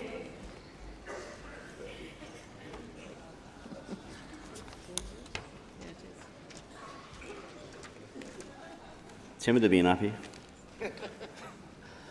Chair Conference, Tony Cairns, Communication Workers Union, to move the motion on working hours. And we have an industrial strategy, we've seen that moved by Len, and we're talking about insourcing, but at the core of work are people. People who go and sell their labour. And 25 years ago, we saw report after report about the benefits of automation, about artificial intelligence, about how robots were coming to do our jobs, and we were going to live a life of leisure. And the reality, 25 years on, is a tax on sick pay, holiday pay, maternity pay and paternity pay. And flexibility is one way. We see working people with no control over their lives. We see working people camping outside factories so they can be first in the queue to get the pick for the following day's job. And we see at ASDA, a great dispute led by the GMB, where workers are told to sign away their terms and conditions or face the sack. Get down to your next ASDA picket line and support the GMB. And we see in the CWU, in Royal Mail, the issue of data capture, using to dictate the speed of rounds. It's time for a rethink, and it's time for decisive action. Investment in new technology isn't done to make your job any easier. It's done to extract more profit. The problem isn't artificial intelligence. The problem is capitalism. It's the faster, cheaper race to the bottom that we have to stop. And the New Economics Foundation says that a shorter working week could actually increase productivity. In Germany, in Holland, in the Scandinavian countries, they work less hours and yet their productivity is better than it is in the UK economy. But it's not a revolution. They have 4-day weeks in Amazon. They're only limited to the chief executive and the senior managers. But it can be done. So we need it's an industrial and political issue. And in a state pension age, we're in a situation where people are going to be worked to death. It's time to move on. So we want an ambitious and radical plan on rights for the individual and for the collective in trade unions. This needs to be in legislation, which is why we call for the shorter working week of 32 hours over 10 years. But it's not about, for the trade union movement, for workers just sitting back and waiting for someone to do that job for us. It's about taking a radical agenda for a new deal for workers to employers on a day-to-day basis immediately we leave this conference. The TUC unanimously endorsed the position 2 weeks ago. Worker ownership funds, control over new technology through collective bargaining, and reverse the trend of longer working lives. And an issue I think everyone will agree with, that pay ratios between chief executives and workers should be limited to 20 to 1. 10 to 1. If you can afford to pay your chief executive £800,000, we don't have any problem with that, but you will pay your worker £40,000 if you're going to do it. This is about enshrining trade union values into society. Let's tell those people who are accumulating wealth it was us who made that wealth, and we want a share of it. We want that time off to see our families. Let's go and secure for the workers the full fruits of their labour and equitable distribution by taking those hours back for ourselves. This CWU stood with Jeremy Corbyn through his first leadership campaign and through his second leadership campaign, and we'll stand with him when he gets to number 10, because he's on the side of workers, and that's why we need to enshrine a shorter working week in law.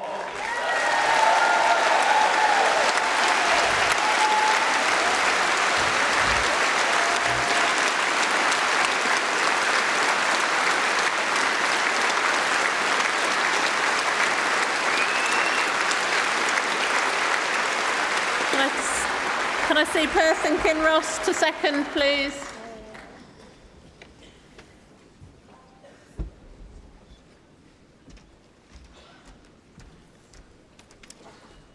Chair, Conference, Tricia Duncan, Chair of Perth and Kinross Labour Party and proud Vice Chair of Scottish Labour Women's Committee.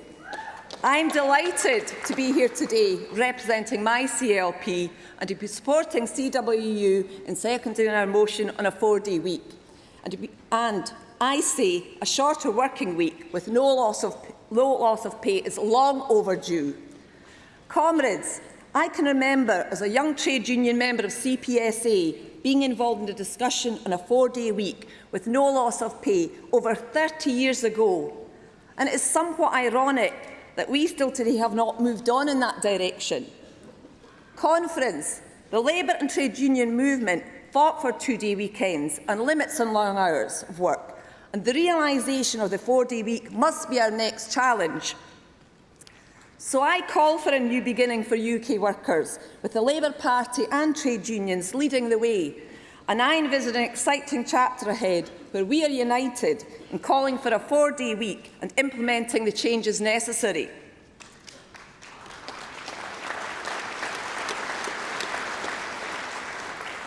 But first of all, let's think about the present situation.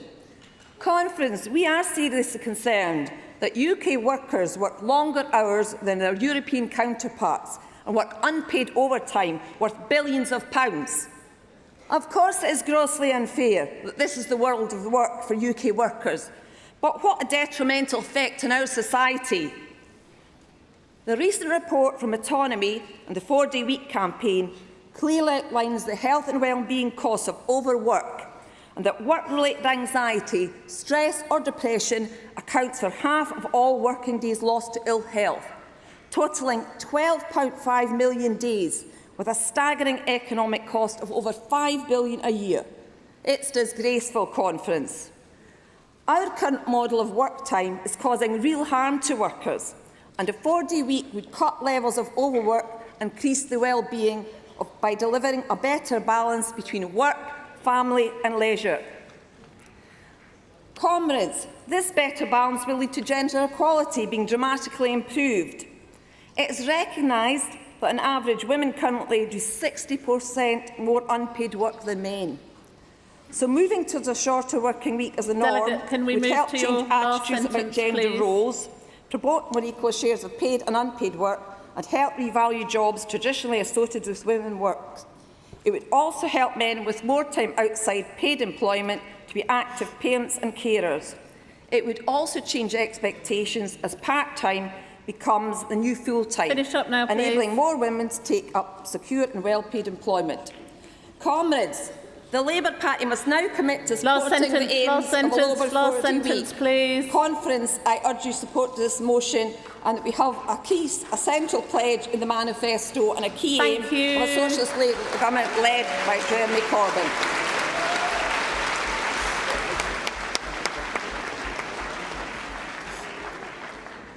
Right, it is the GMB this time. Composite 9, employment rights. Thank you. I thought it was early merger talks, President. Good morning, everybody. Tim Roach, GMB General Secretary, proud to move Composite 9 and very proud to see a hall so full with such an important debate. Comrades, in 1979, trade union membership was at its absolute height, its pomp, at 13 million. The statistic today is half that, at just 6.5 million. And as a movement, we have to take some responsibility for that. As when the world of work changed, privatisation, fragmentation, frankly, we were far too slow to respond. Our once proud mines, steelworks, woolen mills, all shut down and shipped offshore, and we were too slow to react. But alongside that, we had government after government, and yes, I include New Labour in this, who systematically dismantled workers' rights and put every obstacle in the way of organising working people. And conference, it's no coincidence that as trade union membership has declined, so inequality has exploded in the UK. 2019 Tory Britain, where the richest 100 people have the combined wealth of the bottom 19 million. How on earth has it got to this, and what is the real result of this? Amazon owner Jeff Bezos, the richest man on the planet. Well, actually his wife's just divorced him. I hope she takes the bloody lot, but he was the richest man on the planet, whose workers are literally carried out on stretchers or in accident and emergency ambulances. Asda rakes in the millions while forcing our members with 40 years service to give away their bank holidays, to give away their paid breaks, and if you don't accept it, then you're sacked on the 2nd of November. Really? Is that the way to treat your loyal workers? Well, GMB are coming and we're fighting. ASOS workers. Thank you. ASOS workers who daren't use the toilet for fear that they won't have a job in the morning. Amazon, Asda, ASOS, and that's just the A's. How has it come to this conference? But yes, GMB are fighting back. Uber. We've taken Uber on every single time in the courts and we've beaten them every single time to show you treat the workers with respect. Hermes, we shamed the courier company Hermes that treating your people as bogusly self-employed by denying them sick pay, by denying them holiday pay was the wrong thing. Now they've done the right thing. They've signed an agreement that 17,500 people will be self-employed plus to get those holidays and sick pay. Well done them. Diageo workers threatening to withdraw their labour if they don't get a fair deal. Harland and Wolff workers in Belfast actually occupying their yard to save it closing. Glasgow women members striking in pursuit of fairness and equality and equal pay, and yes, they won. GMB, we're fighting hard, as we are with all of our sister unions doing such fantastic stuff. But it's always with one hand tied behind our back. Because that's what you get when the people who benefit from the system are the same people who design the system, who run the system and who milk the system. Well, conference, it's time to change the system. Change the system for the carers and cleaners, school support staff, shipbuilders, refuse workers, receptionists. By taking back political power, we won't just win in Westminster, we'll win in workplaces right across the country in the biggest expansion of workers' rights in a generation.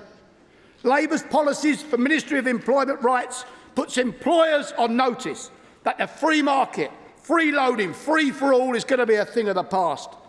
Just think of this one bit of this massive policy. Sectoral collective bargaining with a guaranteed living rate for all workers.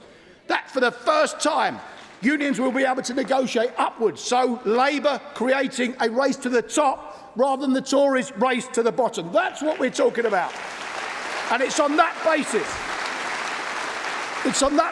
conference, that we leave here united Wednesday, united in the fight to return a Jeremy Corbyn-led Labour government into number 10. I move. Thank you.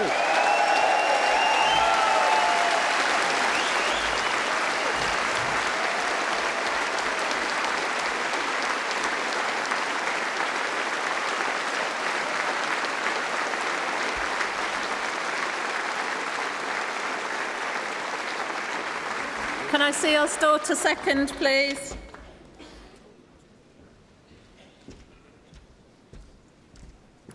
Dave McCrossan, Usdaw, Deputy General Secretary, seconding the composite on employment rights.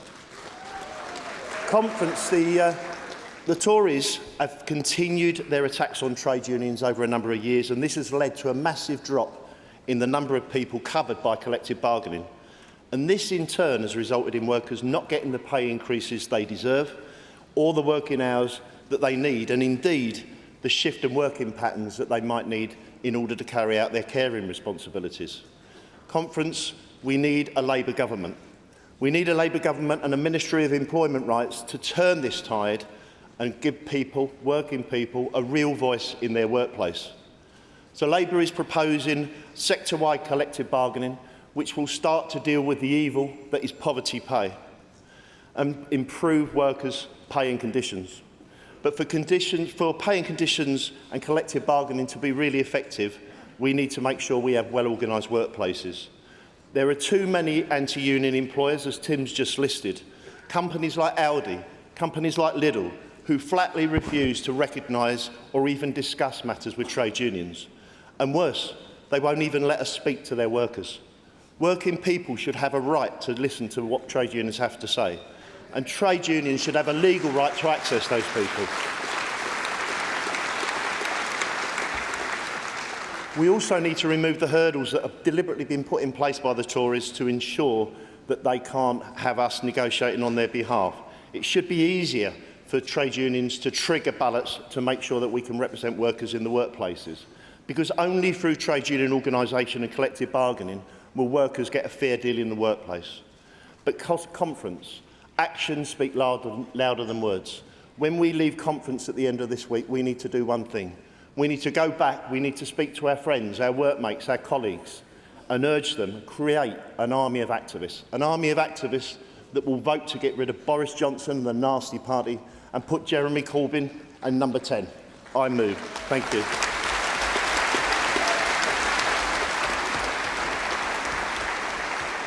Thank you. Can I see, hopefully, the CWU to move Composite 10, Royal Mail?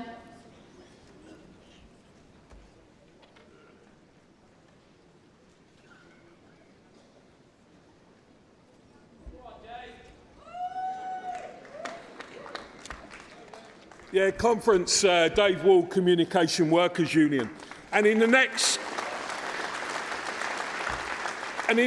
few weeks, you will see CW postal workers deliver a massive turnout and yes vote for strike action in our dispute against Royal Mail. There are two reasons why I'm very confident that this will happen. The first is that we've built a machine that combines cutting-edge communications, incredible use of social media, and that most traditional thing that trade unions can never forget, face-to-face meetings with your members, getting them behind the union, getting them to stand together. Secondly, we know, postal workers know, we face the fight of our lives. Literally, to defend over 100,000 jobs, to defend UK postal services and to defend the future of our industry, we will be opposing the complete direction that Royal Mail want to take us in. We've been on a journey. We've been on a journey of liberalisation, of privatisation, and through the strength of a workplace-based union, we've been able to fend off thus far most of the worst aspects and destructive aspects of asset stripping and of breaking up the company that privatisation inevitably brings. So what's changed? Well, we've now got a new CEO. He don't actually work in the UK, he runs the company from abroad. And he wants to bring in all of the techniques that he's made millions and millions of pounds on in a company called GLS, described in an internal investigation in Germany as a company that uses modern-day slavery methods. That's the person that's currently leading the postal services in the UK. Now, our members, we know that what we're going to see, the first part of it is breaking up into a small parcel business, and the strategy is to let the rest of the industry wither on the vine. We have fought against this all our lives, and we are not going to accept it. We will fight till every last breath to every point that we can make across the whole of the UK to stop this. And Conference, it doesn't have to be this way. I urge you to look at the vision that's set out in the terms of this motion, a vision that's been worked up with the leadership of the Labour Party and all of the front bench team. It offers a blueprint for every industry that's been privatised. It talks about how you can expand the role of postal workers, rebuilding our communities, making sure that we can contribute to growing local economies. It talks about maximum pay ratios of 20:1 being enforced in a renationalised Royal Mail. And for our delivery workers, we have to control the use of technology. Being a postal worker out on delivery used to be about having the chance to make your own decisions about what you did. Now it's like being tagged every minute of the day like a criminal, and it's got to stop.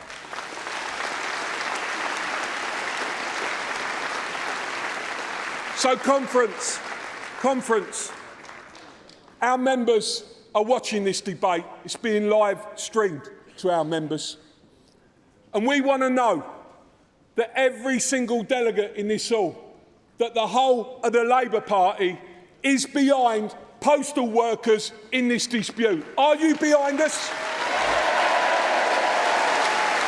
We want to know. Wait a minute.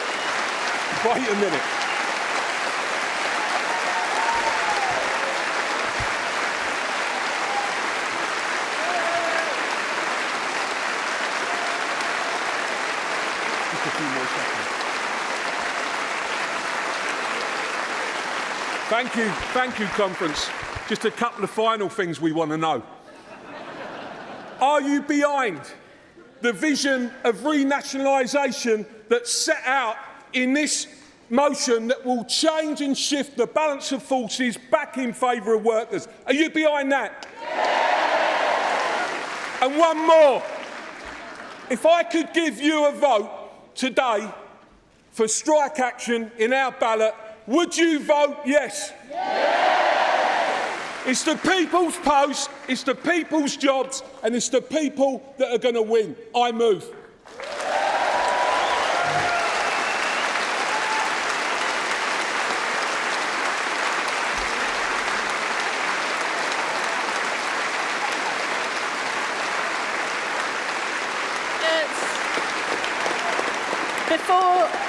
Before you speak, Delegate, I'm just going to take a round so they can be ready to speak when you've finished. So hold your horses, and I need three. We've only got time for three. I'll take, in the glasses and the Labour T-shirt.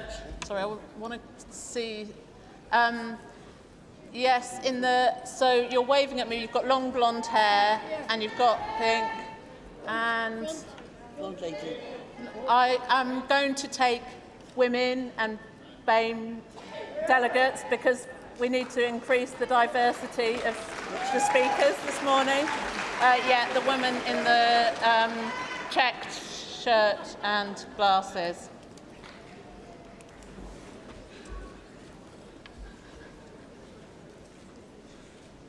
Go ahead. Thank you. Thank you, Chair. Chair, Conference, Kate Osborne, Unite member and Royal Mail worker, proud to second this motion on Royal Mail and show solidarity with our comrades in the CWU.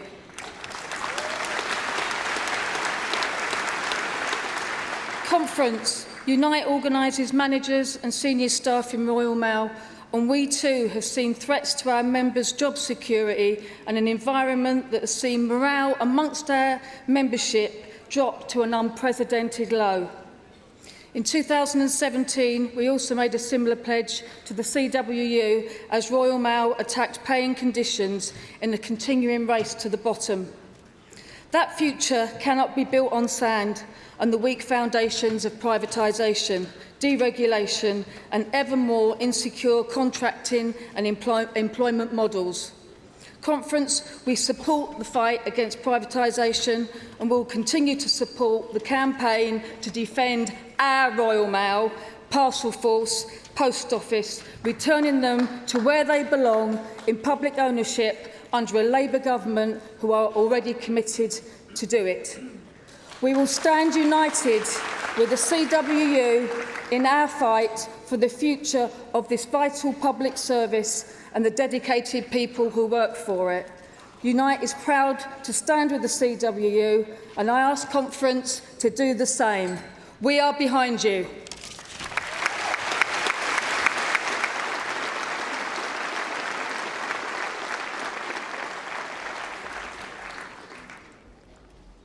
Thank you.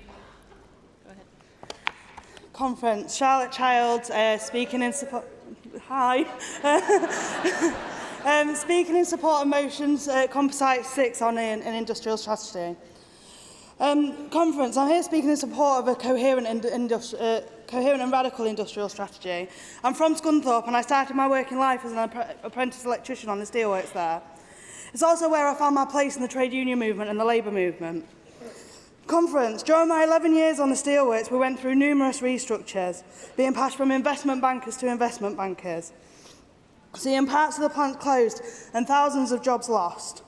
The Tories' free market economics, implemented by Thatcher, perpetuated by New Labour and adopted by the current cabinet, are not working, and they're destroying communities like mine that I grew up in. Scunthorpe needs a Labour government, and it needs a proper industrial strategy investing in sustainable jobs and innovations that will future-proof our cornerstone industries. The infrastructure improvements needed desperately in this country will need Scunthorpe Steel. It's where we make the best rail in the world. We need to get rid of the arrogant and spiteful Tory government that don't give a crap about communities like ours. Further to that, we must nationalise key industries such as steel and rail, protecting our jobs, families and communities. Nationalise now and protect our jobs. Thank you, Conference.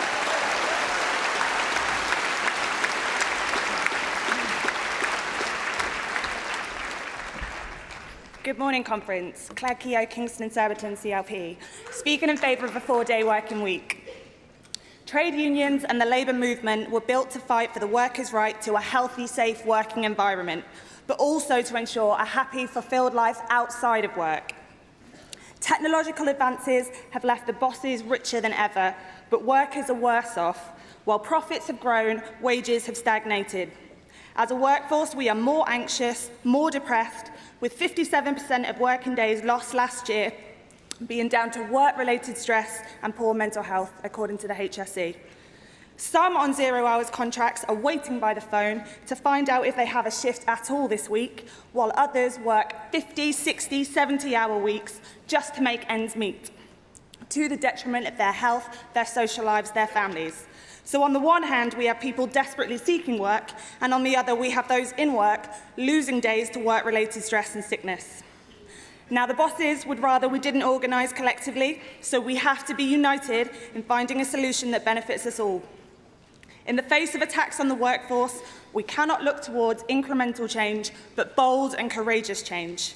We have an opportunity to use new technology to our advantage, to workers' and society's advantage, ensuring that we, the workers, and not just the bosses, benefit from increased wealth and surplus time.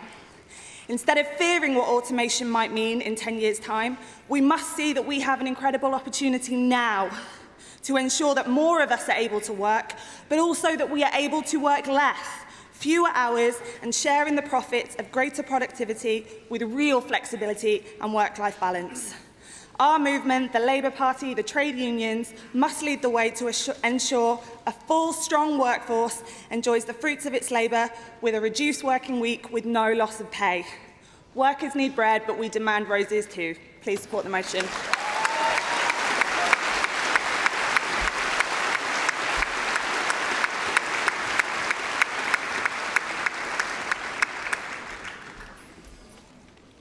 Conference. Pam Sayan, Unison, speaking in support of Composite 9, Ministry of Employment Rights.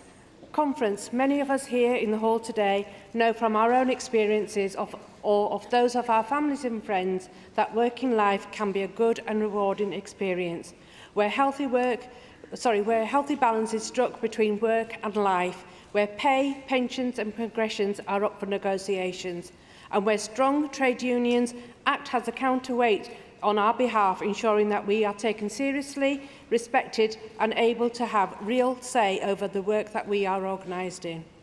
But of course we also know, again through our own experiences or of those of our families and friends, that we are the lucky ones and that far too many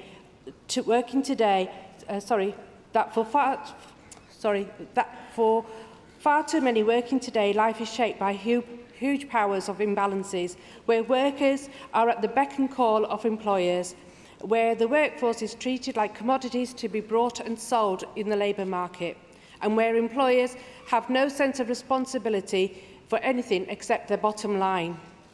Employers like this have thrived under this Tory government.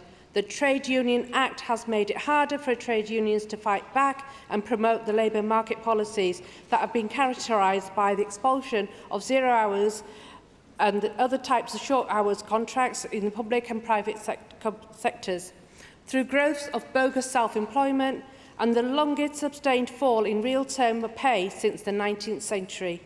We need to send a clear message from this conference in a language that everyone will understand, that a Labour government will fix the world of work and ensure that all employees are respected by their employers and are able to work in dignity. Please support. Thank you.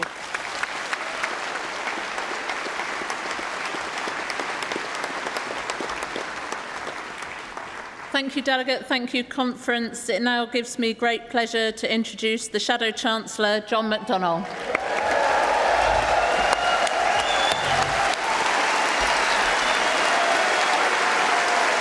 Thank you. Thank you.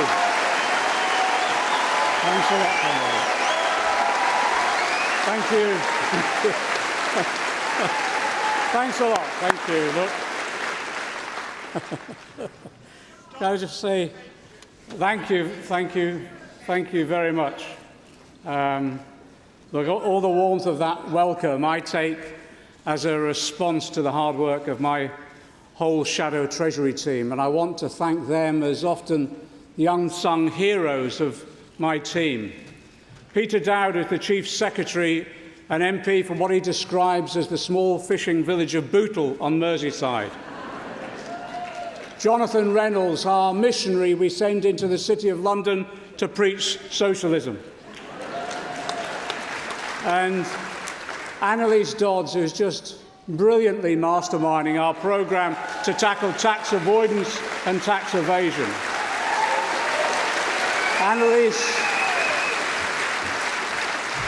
Annalise has found that magic money tree in the Cayman Islands and she's digging it up and bringing it here.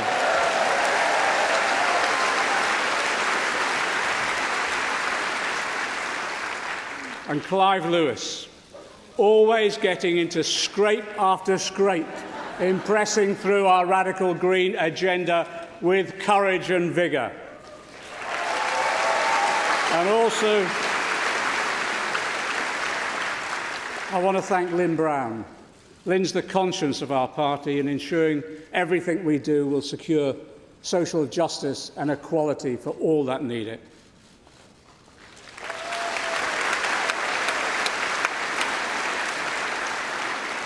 Finally, my parliamentary private secretary, Thelma Walker, she brings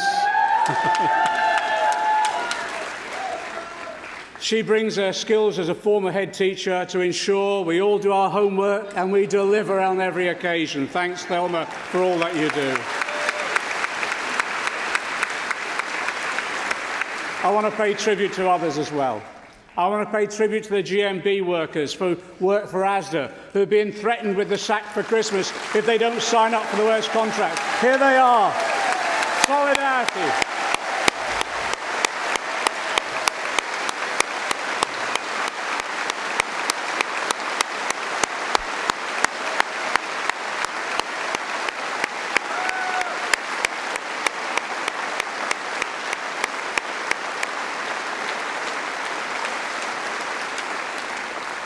I just say this, comrades, we'll support you all the way in standing up to these bullies.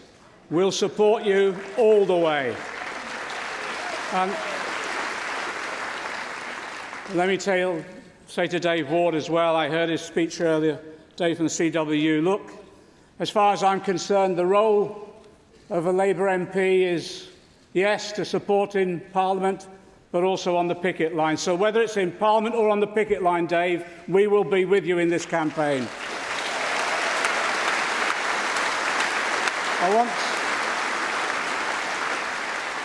I want to thank a friend of mine. He's a mate who almost accidentally became the leader of the Labour Party. And I just want to say this, he's given us, our team, 100% support. And what makes me so proud of him is that, you know, no matter what the smears and personal attacks by the gutter press, he always responds and embodies the kinder, gentler politics he advocates. And I'm so proud of Jeremy Corbyn.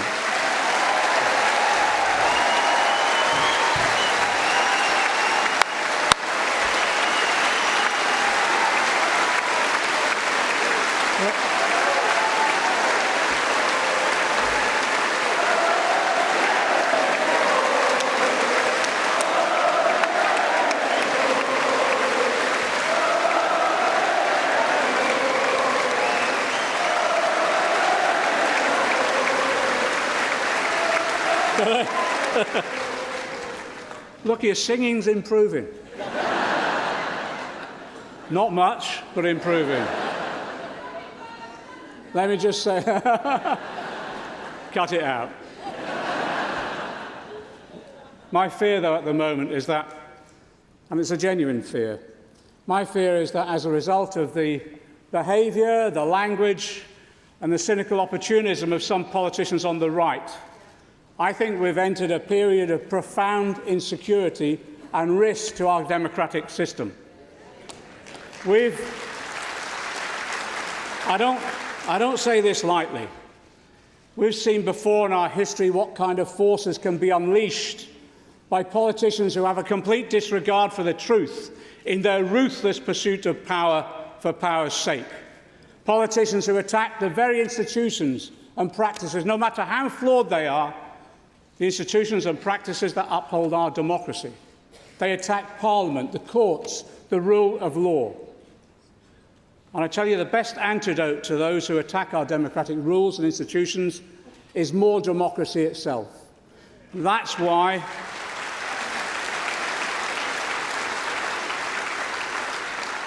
we're right. We're right in our aim to trust the people in having the final say on Brexit, a deal or remain. We are right to go back and trust the people.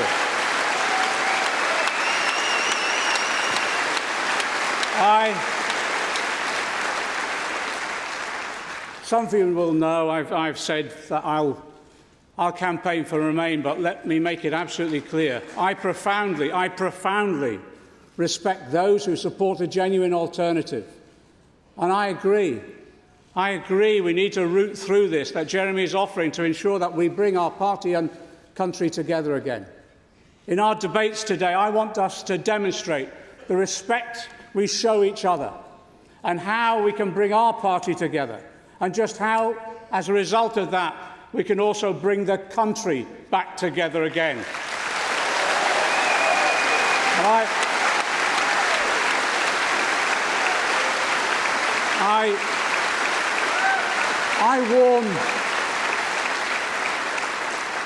I warn those who would revoke Article 50 without a democratic mandate.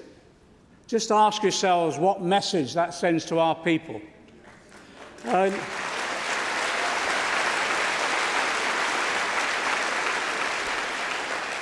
old professor of mine, Bernard Crick, was once asked to define socialism in one sentence, and he said, "Socialism is the achievement of equality through democracy." We can't say to people, Labour wants you to share in the running of your workplace, your community and your environment, but we don't trust you to have the final say over Brexit.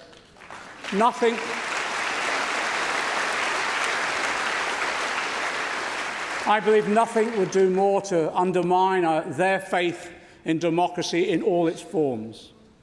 We'd run the risk of losing the confidence we've built up in people in using democracy, yes, to change the world. the blossoming of hope and radical thought that we've seen over the last 3 to 4 years, the potential to turn that radicalism and that hope into transforming lives, increasing fulfilment and happiness for the many.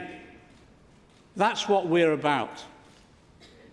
Equality through democracy, the definition of socialism. The transforming lives means, I suppose, before everything else, yes, having enough to get by, but not just to scrape by, also to live a rich and fulfilling life. And millions today, after 9 years of Tory austerity, millions today know how hard it is to do that, just worrying about getting to the end of the month.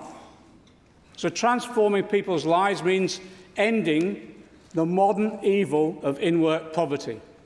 Now, Labour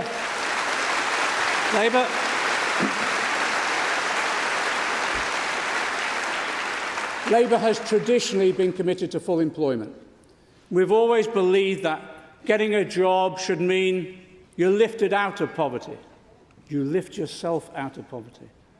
But under the Tories, the link between work and escaping poverty has been broken. So I commit today that within the first term of office, Labour will end in-work poverty in this country. End it. End it.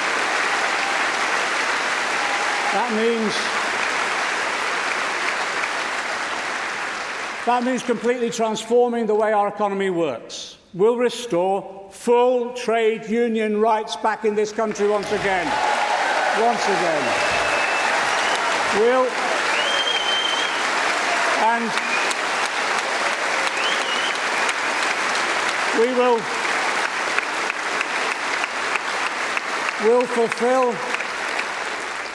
We'll fulfil the promise of our leader that those workplace rights will apply from day one of employment. We'll roll out collective bargaining to enable workers to get their fair share of what they produce. And yes, we'll bring in a real living wage of at least £10 an hour. We'll end the barbaric rollout of universal credit. We'll cap rents and we'll build 1 million new homes that our people need.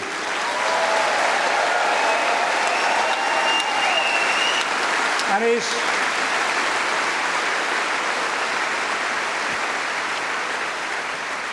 we want to build those 1 million new affordable homes so young people in particular aren't pouring away thousands of pounds from their wages to rip off landlords exploiting them as a result of the current housing shortage brought about by the Tories.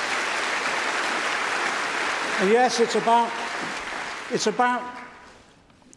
work isn't just about wages. It's about freedom from drudgery, having dignity and respect and a voice in the workplace. What does that mean? It means a strong trade union movement and collective bargaining, but also in the new public services we're creating, it means management by workers and service using themselves rather than some remote bureaucrats in Whitehall. Self-management by workers. It also means, yes, a tenth of shares being owned by those workers themselves. It means our commitment to doubling the size of our cooperative sector and going further, I hope, in our ambitions. But our commitment to every worker, therefore, is that wherever you work, you will have a stake and you will have a say in the future of your working environment, the company and firm you work for, and yes, how you're treated at work. But it's not just about a fulfilling life at work. I've always believed we should work to live, not live to work. And so, look at the history of this. In the 1860s, people worked a 65-hour week. And thanks to past Labour governments, but actually mainly thanks to the trade union movement, by the 1970s, the average working week have been reduced to 43 hours. As society got richer, we could spend fewer hours at work. But in recent decades, progress has stalled. People in our country work some of the longest hours in Europe. And since the 1980s, the link between increasing productivity and expanded free time has been broken. It's time to put that right. So I can tell you today that the next Labour government will reduce the average full-time working week to 32 hours within the next decade. It will be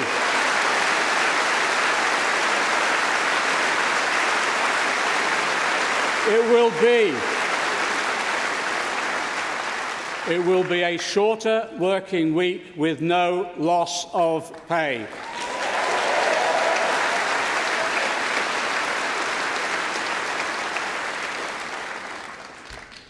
As a first step, and this has been a real bugbear of some of us, as a first step, we'll end the opt-out from the European Working Time Directive.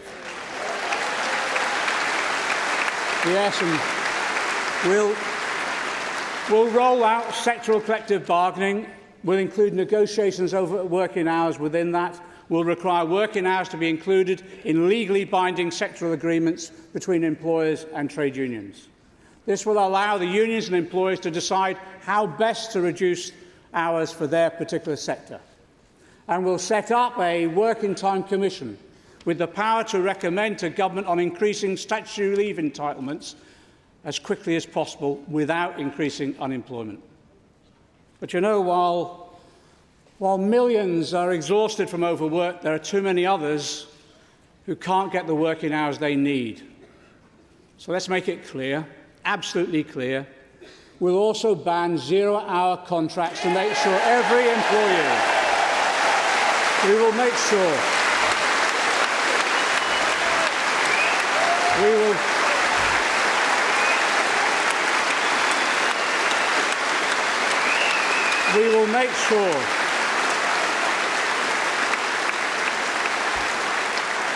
we will make sure every employee has a guaranteed number of hours a week. And you know, I told this story at the TUC, I think last year.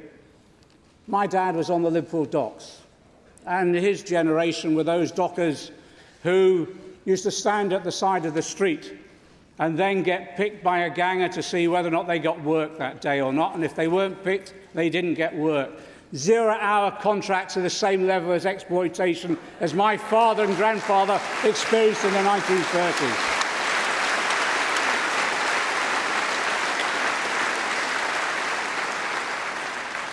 And you know, when people work those hours, our real living wage will make sure that people earn enough to live on. But it's not just enough to give people power over their working lives. We believe in extending democracy across the board. And we know one of the most urgent tasks that we face when we go into government will be to rebuild local democracy. Rebuild those local council services decimated by the Conservatives and, yes, the Lib Dems as well when they were in government.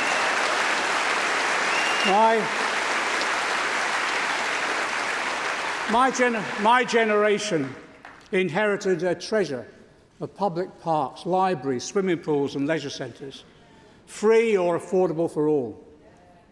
But you know, in too many cases now they're gone. They've been privatised or they've priced out the families they were built for. These public assets meant a better life for millions of us. And they were part of the welfare state that our movement, our Labour governments fought for and built, providing free at the point of use the things that made life worth living.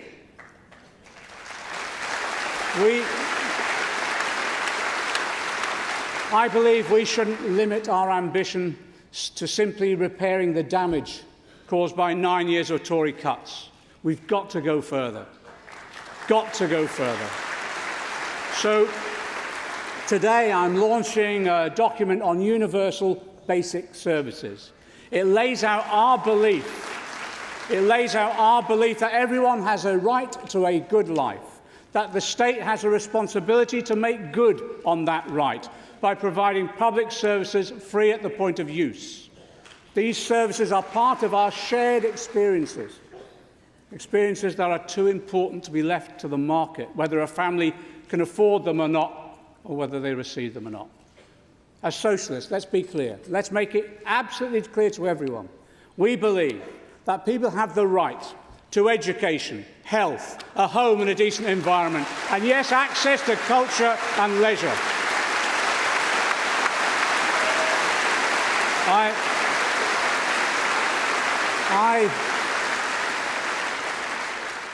I fervently believe the right to dignity in retirement is part of that right to health.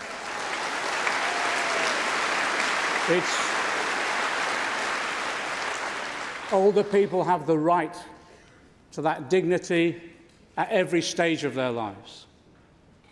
And you know as well as I do, the truth is our social care system at the moment is a national scandal. There's been nearly £8 billion taken from council budgets for social care since 2010. The result is 1 million people not getting the care that they need. Immense scale of human suffering and stress placed upon them and their families. More than 5 million unpaid carers, most of them women, looking after loved ones. And overworked, underpaid care workers only being allowed 10-minute visits to those they care for because the current system won't pay for more. A report last week demonstrated how, at the same time, many of the big care providers have developed highly complex corporate structures, yes, and involving offshore tax havens, sucking even more money out of the system. So I can announce today, after years of campaigning by trade unions and carers, as the first building block in our new National Care Service, the next Labour government will introduce personal care, free at the point of use in England.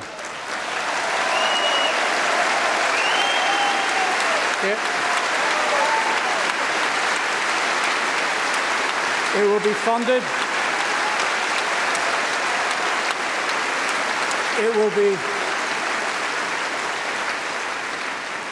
It will be funded not through Conservatives' gimmicky insurance schemes, but like the NHS and other essentials, it will be funded through a fair taxation system where everybody pays their way. We're publishing the first steps of our National Care Service vision today, investing in the workforce and ensuring that those care workers they're employed on local authority rates of pay, working conditions and training to deliver the high-quality care as Unison and the GMB have advocated for so long.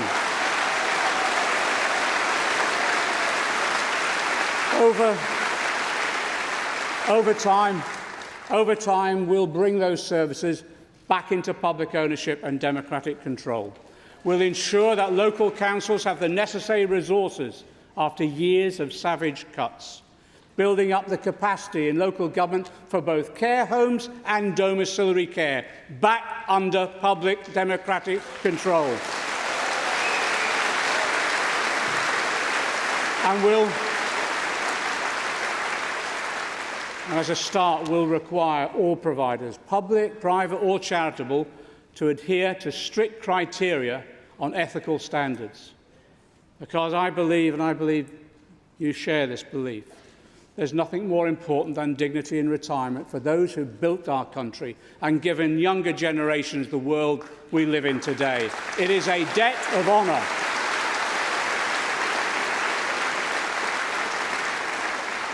I want to say a personal thank you to the hard work and leadership that Barbara Keeley has shown in driving forward the policy on this issue over years so that we can achieve the breakthrough today. Barbara Keeley.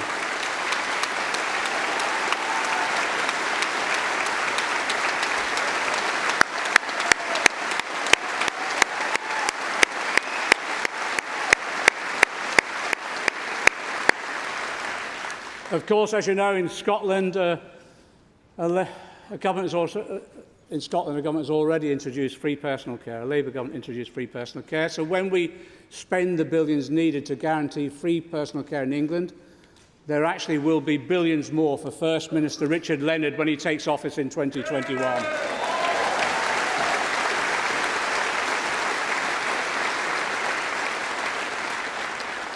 A Labour government making millions of lives better across the UK thanks to our transformative policies in Westminster, but also through the new resources for the Scottish and Welsh governments as we roll out our transformative policies. But you know, of all the universal rights that we hold dear, I suppose nothing is more important than the right to survival, the survival of our planet. I believe when historians write about 2019, the most important political event so far has not been the replacement of one useless Tory Prime Minister with another one. It's a consistent pattern. It's been the emergence of climate change as the most important political question of the day.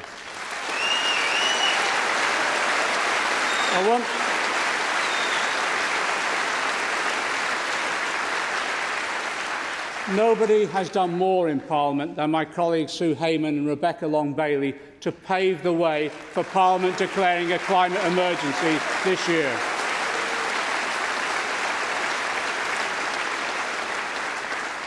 And outside Parliament, I want to pay tribute. Just the exhilaration of it. I want to pay tribute to the school strikers and Extinction Rebellion.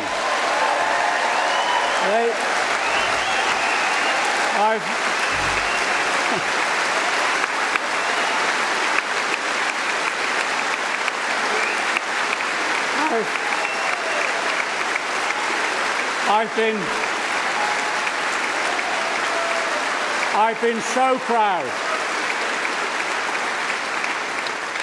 I've been so proud to march and demonstrate alongside them. Despite the climactic conditions, they always seem to choose a day when it's raining. They've shamed older generations of politicians into taking climate change seriously and with the urgency it needs. Now it's essential that the Labour movement continues to join in solidarity with those young people to help lead that fight. And for my part, I will make sure the Treasury puts in whatever resources are necessary to meet our climate change obligations. Whatever is necessary. We will have, as you know, we're setting up a sustainable investment board coordinating the Treasury, the Business Department and the Bank of England. £250 billion of green government investment in our National Transformation Fund. £250 billion more of lending through our National Investment Bank, delivered at grassroots by regional development banks and our new Post Bank. And let me make this clear as well, while the Labour government will need to take the lead, yes, with state investment, we'll make whatever forms are necessary to ensure the finance sector isn't pushing the other way by investing in carbon-intensive sectors for the future.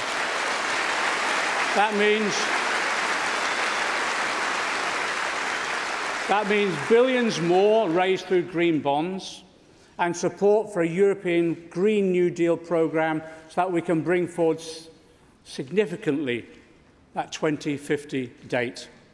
We're mobilising financial resources on a scale not seen since the post-war reconstruction to achieve the twin goals of a sustainable future and a better today. In July, at our inaugural International Social Forum, I reiterated our support for socialist internationalism. We recognise that the first industrial revolution meant Britain was the first major contributor to climate change, something that left a lasting legacy for the global south. And to begin making some reparations for our colonial past, I pledge we will provide the citizens of the global south free or cheap access to the green technologies that we develop as part of our green industrial revolution. It is only just.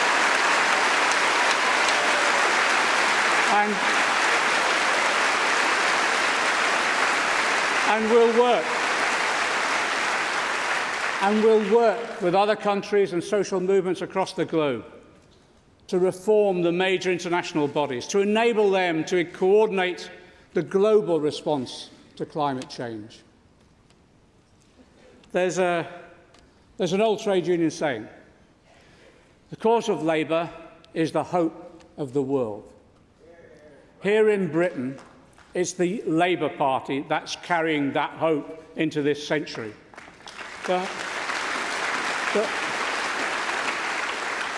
The hope of a world where the riches of our planet are shared.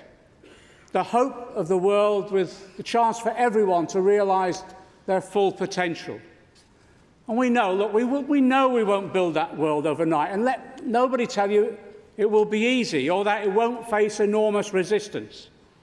I tell you this, I believe our time is coming. Time to start work on that historic mission, to lay the foundations of a new world. And you know, sometime in the future, when they ask you, where were you when our people were left to sleep on the streets? When families queued at food banks to survive? When the Tories tried to sell our country out to Trump? When climate change threatened our planet and our very existence? I want you to be able to say, I built the homes and the public services our people needed. I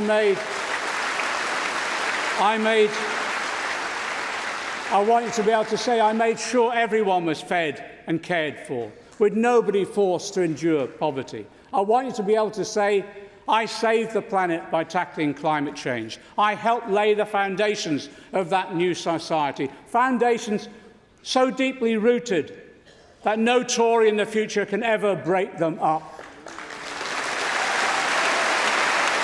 And when they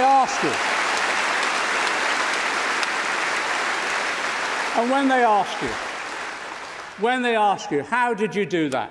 You can tell them, I supported Labour. I joined Labour. I voted for Jeremy Corbyn. I elected a Labour government. That's how. Solidarity.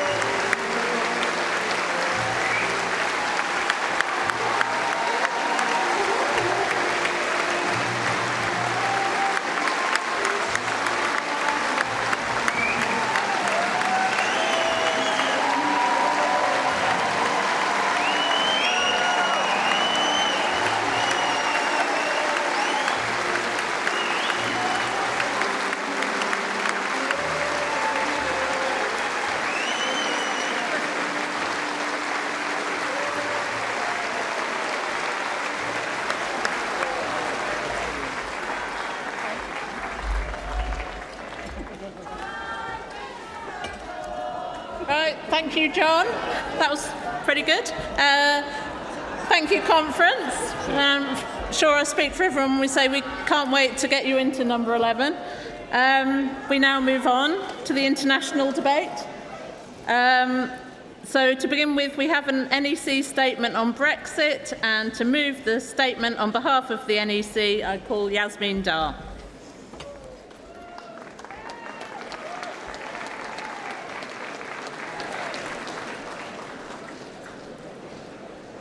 Good afternoon, conference.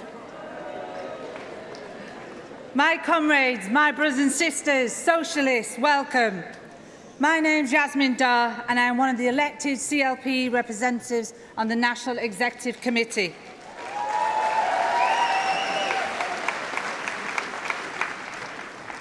I want to move Jeremy's statement on Brexit as endorsed by the NEC.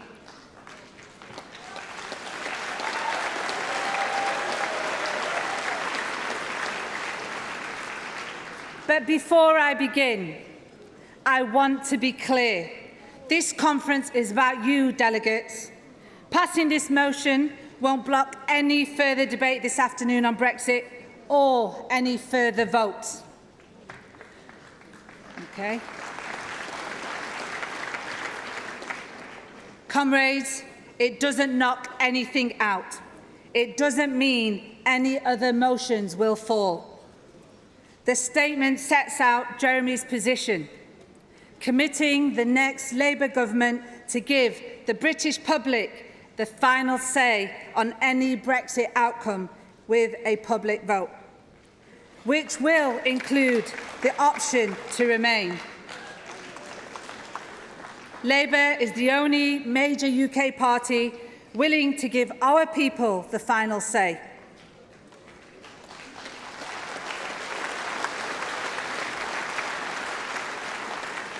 The Conservatives want a no-deal Brexit with no mandate, delivering us into the tiny hands of Donald Trump. While their accomplices in austerity, the Lib Dems want to override democracy in a parliamentary stitch-up. But we are democratic socialists.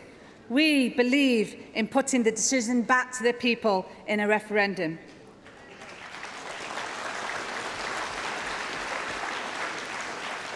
That is something we can all get behind. And to give members the maximum say on how Labour will campaign in any future referendum, we will hold a one-day special conference to decide.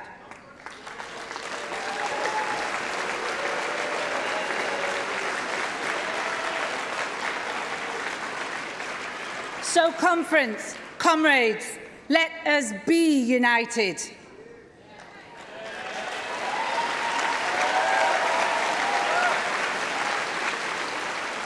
Brexit is dividing our nation, but let's not let it divide our party.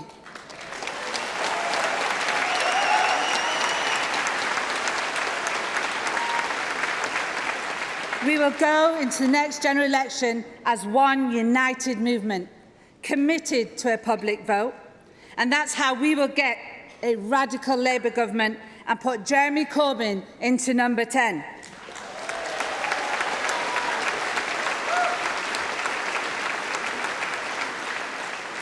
Please, comrades, support Jeremy on this issue. Let's move forward together. Thank you.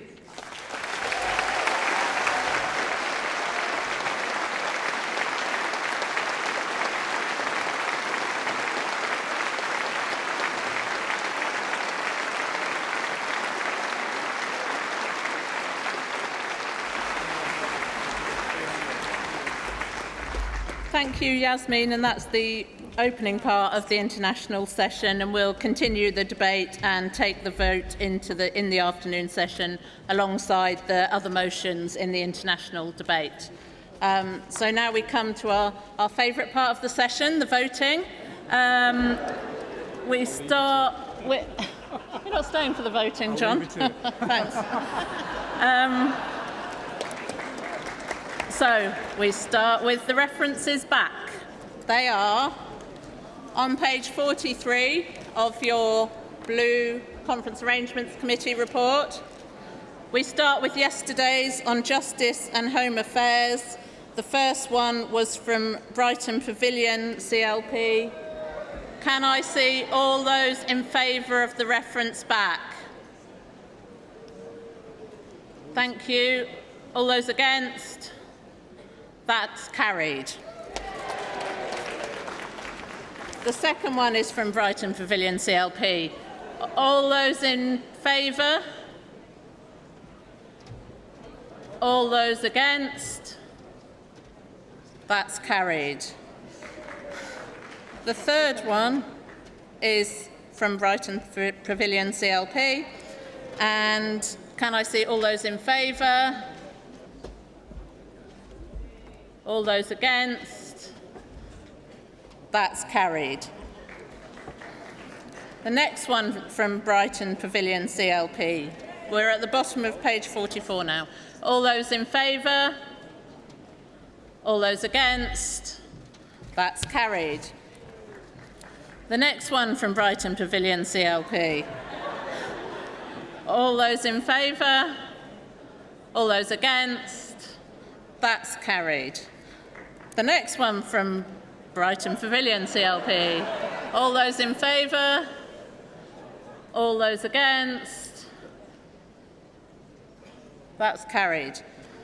The next one from Beverley and Holderness CLP. Can I see all those in favour? All those against? That's carried. We now move on to the references back on work, pensions and equality, page 46. Can I see all those? The first one is from Brighton Pavilion CLP. Can I see all those in favour? All those against? That's carried. The next one on page 47, Brighton Pavilion CLP. All those in favour? All those against? That's carried. The next one from Brighton Pavilion CLP. All those in favour? All those against? That's carried. The next one from Brighton Pavilion CLP. Bottom of page 47. All those in favour? All those against? Thank you, that's carried. Next one from Brighton Pavilion CLP. All those in favour? All those against? That's carried. And now we have the one from the... So next is the reference back from Liverpool Riverside that was moved from the floor. Page 157, first paragraph, on race inequality. Can I see all those in favour? All those against? That's carried. Now we move on to the references back under Economy, Business and Trade. It was just one from Brighton Pavilion CLP. All those in favour? All those against? Thank you, that's carried. And thanks to Brighton Pavilion for their great engagement with this process.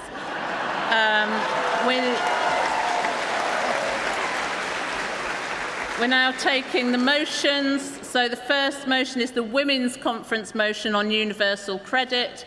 Can I see all those in favour? Thank you. All those against? That's carried. I think unanimously.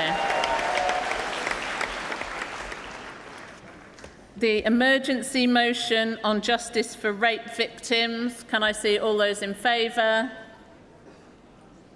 Thank you. All those against? That's carried. Composite 6, industrial strategy. All those in favour? All those against? That's carried. Composite 7 on insourcing. All those in favour? All those against? That's carried. Composite 8, working hours. All those in favour? All those against? That's carried. Composite 9 on employment rights. All those in favour? All those against? That's carried. Composite 10 on Royal Mail. All those in favour? All those against? Turns out we are united. Hooray.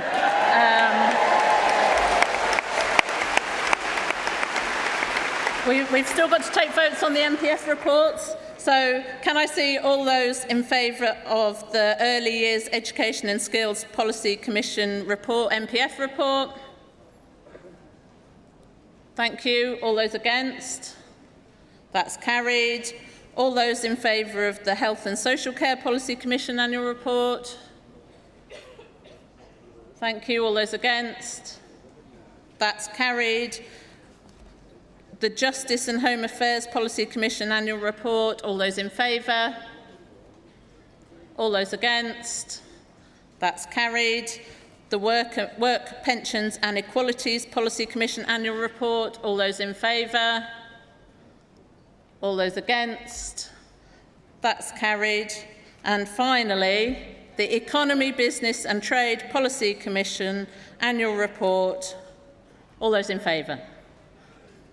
And all those against?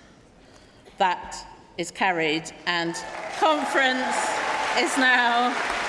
Thank you, conference, for a great session. We're now adjourned till 2:15.